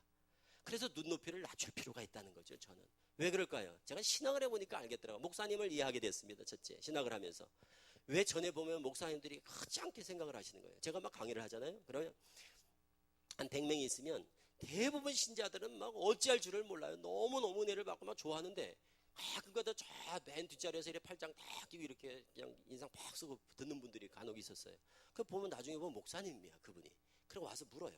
와가지고 저 질문이 있다고. 어느 신학했냐고. 아마 이렇게 좀 같지 않게 이제 이렇게 물어요. 그러면 신학 안 해도 신천지는 다 거짓말로 신학했다 하고 목사라고 다 그러거든요. 그럼 충신했다 그러고. 아니, 신학을 한 분이 저게 믿어지냐고. 어떻게 저런 걸 가리키냐고. 성경 보라고, 뭐 히브리어, 뭐 헬라어, 막 나는 히브리어 어떻게 생겼는지도 몰랐었거든요. 그거 가지고 막 물어보는 거예요. 그럼 그럽니다. 목사는 개 돼지니까, 소경 기머거리니까, 무식하니까, 저렇게 엉뚱한 소리 한다. 신경도 안 써요. 그런데 되게 기분이 나빴어요. 제가 지금도 기억해보면. 되게 무시하는 거예요, 저를. 저는 그게 지금 이해가 되는 거예요. 제가 신학을 하면서 왜 그 목사님이 그때 그래서 그 목사님이 왜 그랬을까가 이해가 되더라고요. 그랬구나. 제가 신학을 해보니까 너무너무 유치한 신천지 교리, 말도 안 되는 교리, 이런 걸 내가 가르쳤고 저걸 믿고 저게 탁월하다고 믿었고 지금도 수만 명이 저기에 목숨을 걸고 있고, 그 목사님들의 입장을 이제 이해가 된 거야. 목사님들 입장에서는 참 기가 찼겠구나. 그러면서 이제 생각을 한 거예요. 저는 이제 성도들 입장도 이해가 되잖아요. 왜? 빠져봤으니까 빠지는 사람들의 입장도 알고, 또 이해가 안 되는 목사님들도 내가 이해가 되고, 그러면서 생각한 게 목사님들이 눈높이를 낮출 필요가 있다라는 생각을 한 거예요. 우리 성도들의 수준을 너무 과대평가를 하고 계시는구나. 그러니까 이해가 안 되죠. 확 낮추면 이럴 거 아니에요. 수준을 확 낮춰버리면 나 저럴 줄 알았어, 이렇게 될 수도 있겠죠. 그런데 너무 높여놓으니까 난 이해가 안 된다 이러시는 거란 말이에요. 그런데 실제적으로 성도들은 성경에 대해서 해석에 대한 문제란 말이에요. 다 신천지가 들고 나오는 구절들이요 보면요, 지금 이렇게 간단하게 얘기하지만 어려운 부분이 있어요. 성도들이 분별하기에는. 그게 바로 뭔가 하면 해석에 들어갔을 때, 예를 들어서 누가복음 22장 14절부터 20절 난해 구절이라고요. 우리도 어려운 거예요. 신학계에서도 주석 찾아봐도 이게 어려운 구절들을 들고 나오는 거예요, 놈들이. 그리고는 성도들한테 딱 내미는 거, 성도들이 그걸 분별하기가 어렵죠. 성경에 난해 구절들이 있어요. 계시록 같은 거, 일곱 머리가 뭡니까? 이런다니까요. 그들은 계시록 가면 배우는 게 일곱 머리가 뭐예요? 이러면 목사님들도 일곱 머리를 대세요 이런다고 신천지가 와가지고 다짜고짜 목사님한테, 목사님 일곱 머리가 뭐냐고 이렇게 물어보면 거기에 대해서 일곱 머리는 뭐뭐뭐 이렇게 대답할 분도 별로 없습니다. 그래서 성도들이 어떻게 알겠어요? 왜? 계시록을 잘 우리는 익숙해 많이 들어보지 않았지 않습니까? 42달이 나옵니다. 계시록 가면 42달이 언제부터 언제까지입니까? 이렇게 물어본다고 신천지가. 그럼 왜 그렇게 자신 있게 물어봐요? 걔들은 실상이 있거든요. 42달은 1980년 9월 14일부터 84년 3월 14일까지 걔들은 실상이 있는 거예요. 일곱 머리 여러분, 걔들은 오평호, 탁성환, 뭐 김정도 일곱 머리가 있다니까 진짜. 그리고 자기는 안다 이거예요. 그러니까 대라 이거예요. 모르지, 내가 이겼다 이래 되는 거예요. 결국 우리가 성도들이 말도 안 되는데 빠진다라고만 질책할 것이 아니라, 물론 그들이 갖는 신앙적인 문제가 있는 건 틀림없어요. 영적인 미혹의 역사도 있고 그들이 뭐 신앙적인 성향도 있지만, 저는 성도들한테 말도 안 되는 것을 선택하지 못하도록 적어도 한계를 그어줄 필요가 있다. 14만 4천 하면은 14만 4천이 그것이 어떤 의미로서 상징적인 의미를 갖는가 하는 것들에 대해서 성도들에게 좀 가르쳐 주면, 또 이런 일도 있고 이렇게도 보고 이렇게도 보고 이렇게도 여러 견해가 있다. 그러나 이렇게 A, B, C 이런 견해가 있다. 이런 정도를 가르쳐 줘야 D를 선택하지 않는다는 거예요. 그런데 A, B, C를 제시를 안 해주다 보니까 말도 안 되는 F를 선택하고 막 이러는 거예요. 그리고는 이상한 것을 골라내는 거예요. 이게 지금 우리 한국교회 지금 만연되어 있는 종말론에 대해서 너무 기피하는 거, 그리고 예언서나 또 계시록이나 이런 것들에 대해서 언급하지 않은 거, 이런 것들은 조심스럽더라고요. 그래서 이런 부분들이 좀 성도들에게 가르쳐줘서 아주 말도 안 되는 이런 것들을, 허황된 것들을 선택하지 않도록 해주는 거. 그리고 성경 구절에 대한 해석 부분이기 때문에 성도들이 분별하기가 어려운 거예요. 그래서 제가 이제 얘기하는 게 그거죠. 성도들한테는 절대, 성도들은 성경을 딱 누가 와서 가르친다거나 공부도 하지 말아야 되지만, 어쨌든 접하게 될 때, 본의 아니게 접해야 되더라도 대부분 보면 성도들은 좋아해요. 왜 좋을 수밖에 없는가 하면, 성도들을 식성에 딱 맞게 양념을 딱 해놨거든요. 몸에 해로운데도 입맛에는 맞게 제조를 한다고요, 그들이. 그러니까 성도들 성향을 너무너무 잘 알아, 저들은. 식성을 잘 안다니까요. 그러니까 성도들이 들어보면 너무너무 재밌다 이런다니까요, 대부분. 예를 들어서 보세요. 걔가 천국을 가겠습니까? 못 가겠습니까? 이러면. 그럼 성도들이 반응이 어떻게 할지를 우리는 다 알아. 걔요? 사람도 지금 갈까 말까 하는데 무슨 걔가 천국을 가냐고. 그래요? 성경 한번 볼까요? 하고 딱 찾아주면 계시록 22장 15절이에요. 그거 보면 거룩한 성 밖에, 거룩한 성 천국에 못 들어가는 1번 타자가 개들과 이래 나오잖아요. 그러면 성도들은 개가 뭐냐, 이거보다도 이런 것도 있냐고, 성경에 이런 내용이 있다는 것 자체도 신기하게 생각하는 정도예요. 그럼 벌써 딱 물은 거예요. 이렇게 딱 물은 거예요 벌써. 개 진짜 이런 것도 있네요, 성경에. 그러면 진짜 이 개가 멍멍개겠습니까? 그러면 그래요, 멍멍개 가진 않지요. 그리고 찾아주는 거야. 이사야 56장 10절 딱 찾아주니까 벙어리 개는 몰각한 목자들이라. 그게 딱 해석이 나오잖아. 그 성경에 나오는 거예요, 그게 딱. 그러니까 개가 아니고 목자구나. 그래서 신천지는 목사님들을 개라고 부르는 거예요. 그리고 빌립보서 가면 개들을 조심하라, 개 조심하라. 이게 개 조심하라는 얘기겠냐 이거야. 개가 진짜 무슨 의미가 있겠죠? 베드로후서 2장 22절 이렇게 찾아준다고. 그러면 성도들이 그런 걸 보면요, 너무너무 신기하고 재밌고, 이렇게 성경 공부를 하면 그냥 성경 한 권을 통달할 것 같은 기대를 갖게 돼요. 여기 벌써 물었기 때문이지요. 그래서 성도들이 그들이 던지는 미끼를 물지 말라는 것을 교육을 시켜야 돼요. 이단들은 항상 던지는 미끼가 있다. 구원파는 구원받으셨습니까? 이거예요. 그럼 알아야죠. 이거는 구원파 같다. 저는요, 구원받았으니까 딴 사람한테 가서 복음 전하라고 딱 이렇게 얘기를 해야 되잖아요. 구원받으셨습니까? 구원받았는데요. 언제 받았습니까? 뭐 중학교 2학년 때만. 이런 얘기를 왜 대답을 하고 있냐 이거야. 그러니까 이 사람은 뭐예요? 이 사람이 나한테 이런 질문을 왜 하는지를 모르는 거예요. 신천지도 마찬가지예요. 성경은 꼭 질문을 한다고요. 그럼 질문을 하면 대답하려고 그러지 말고, 이 사람이 도대체 왜 이걸 질문을 할까 나한테, 그리고 이 사람이 도대체 누굴까, 여기에 대해 관심을 가져야죠. 그러니까 신천지에 딱 던져보면 무는 사람은 걸리는 거고 안 무는 사람은 안 걸리는 거예요. 그래서 그들의 호기심 유발 멘트를 꼭 가르쳐야 됩니다. 그게 바로 여기 제가 적어놨을 거예요. 호기심 유발 멘트들이 있어요.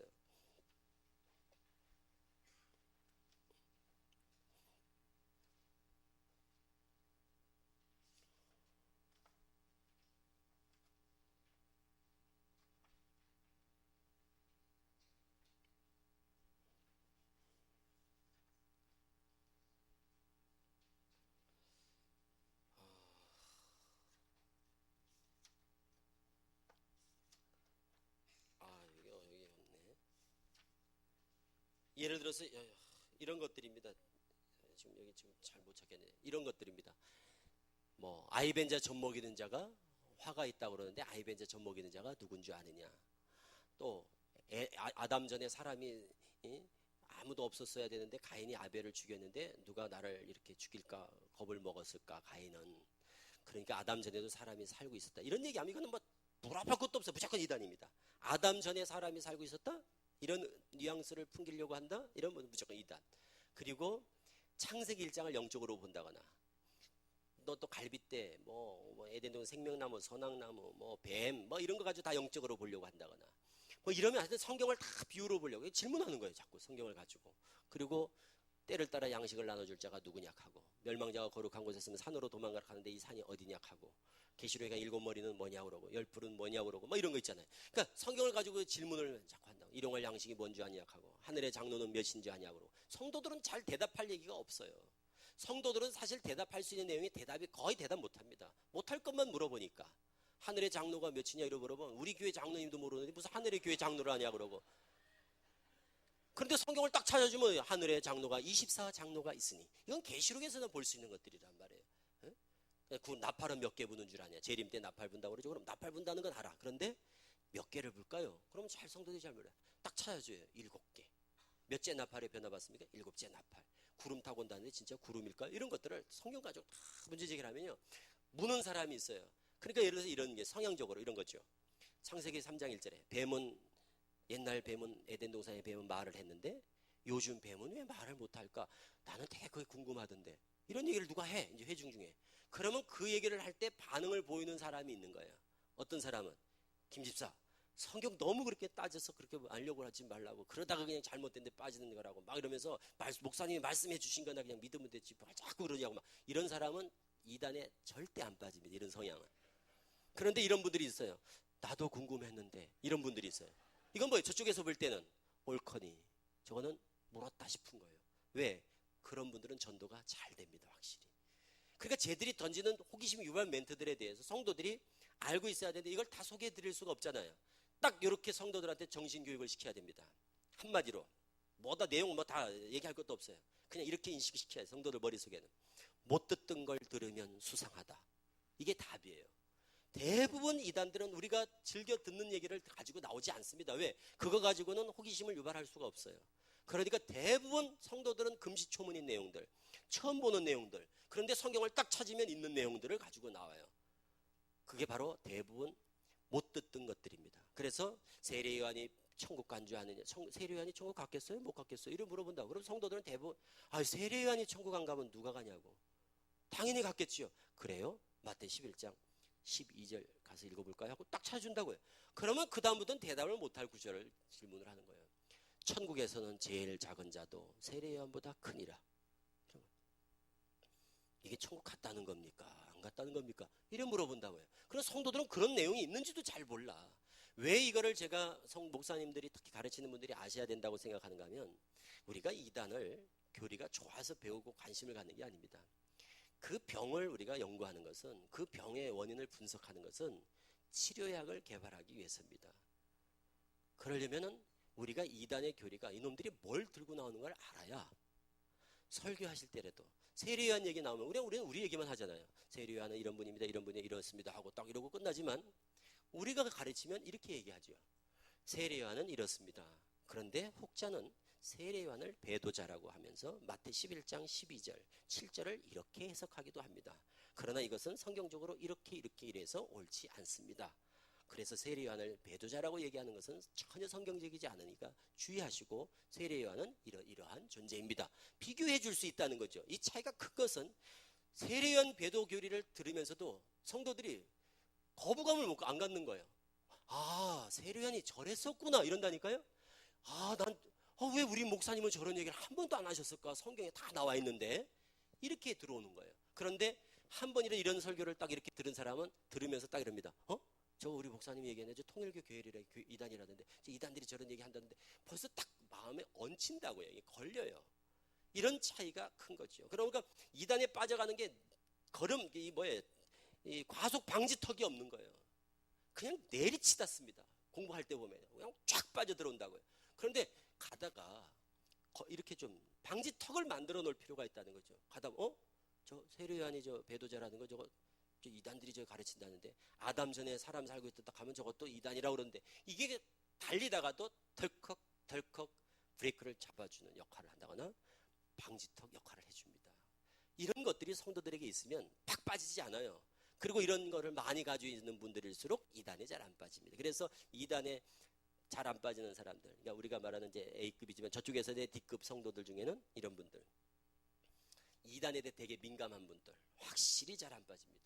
이단에 민감한 분들, 그리고 이단에 대한 정보를 가지고 있는 분들은 잘 안 가. 되게 조심해요. 이분들은. 그리고 되게 경계하고 그래요. 그런데 이단에 대해서 전혀 무지한 분들, 요즘도 집집마다 가가호 방문하면서 어머니 하나님을 아십니까?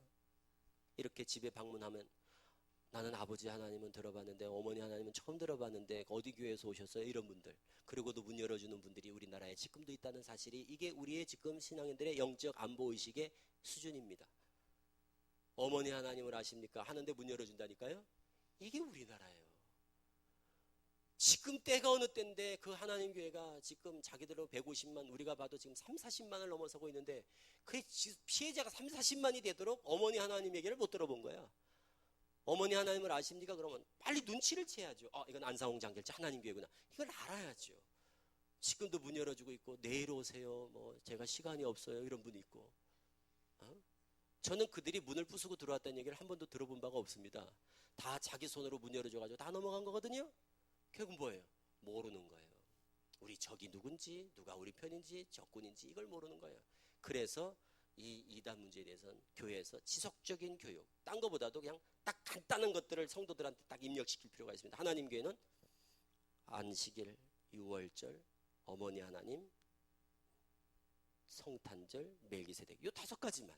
이 5가지를 계속 가르치세요, 성도들한테. 그래서 성도들 머릿속에 딱 인식하도록. 어머니 하나님, 유월절, 안식일, 성탄절, 멜기세덱. 요거 5가지만 알고 있으면 누가 와서 이런 얘기를 한다 그러면 안상홍 장결자 하나님 교회. 이렇게 딱 빠지지 않아요. 그래서 우리가 성도들에게 조금 더 이단에 대한 경각심을 갖도록 구체적인 정보 제공이 필요하고, 성도들로 하여금 이제 교회 중심, 목회자 중심의 신앙을 철저히 할 수 있도록. 그거는 정신교육이라고, 교리, 이거는 교리보다도 어떤 교훈적인 내용들. 교회에서 성도들이 교회 중심, 목회자 중심. 이거는 지금 시대적 요청인 것 같습니다. 교리 중심, 목회자 중심. 교회 중심, 목회자 중심. 또 하나는 난리란 말이에요. 지금 전쟁에서 제일 필요한 게 뭐냐면 앞에서 이끄시는 목사님을 중심으로 해서 마음을 모으는 거. 그래서 한마음 한뜻 되는 거예요. 하여튼 이 전쟁통에 적을 이롭게 하는 행위는 적이 아니도 적보다 더 나쁜 사람이라는 이런 생각을 갖도록. 지금 전쟁을 하잖아.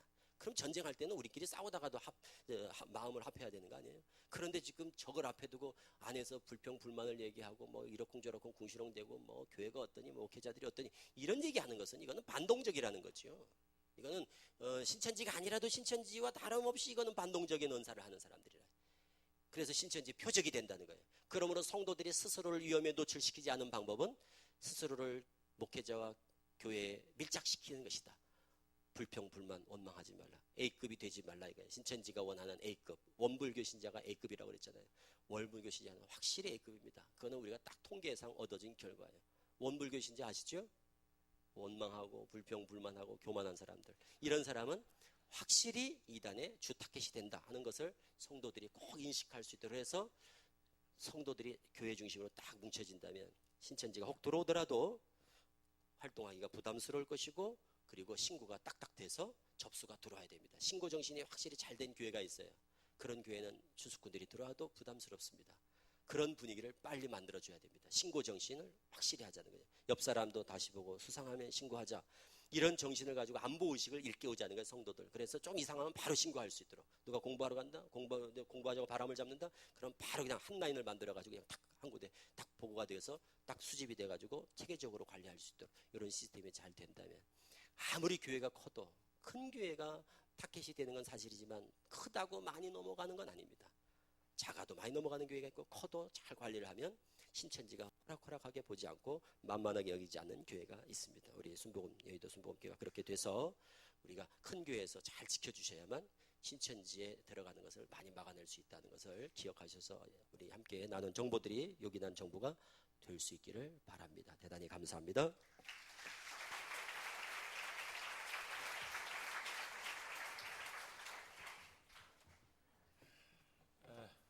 열강을, 날씨도 더운데 열강을 해주신 우리 신현옥 전도사님 다시 한번 뜨겁게 박수해 드리겠습니다.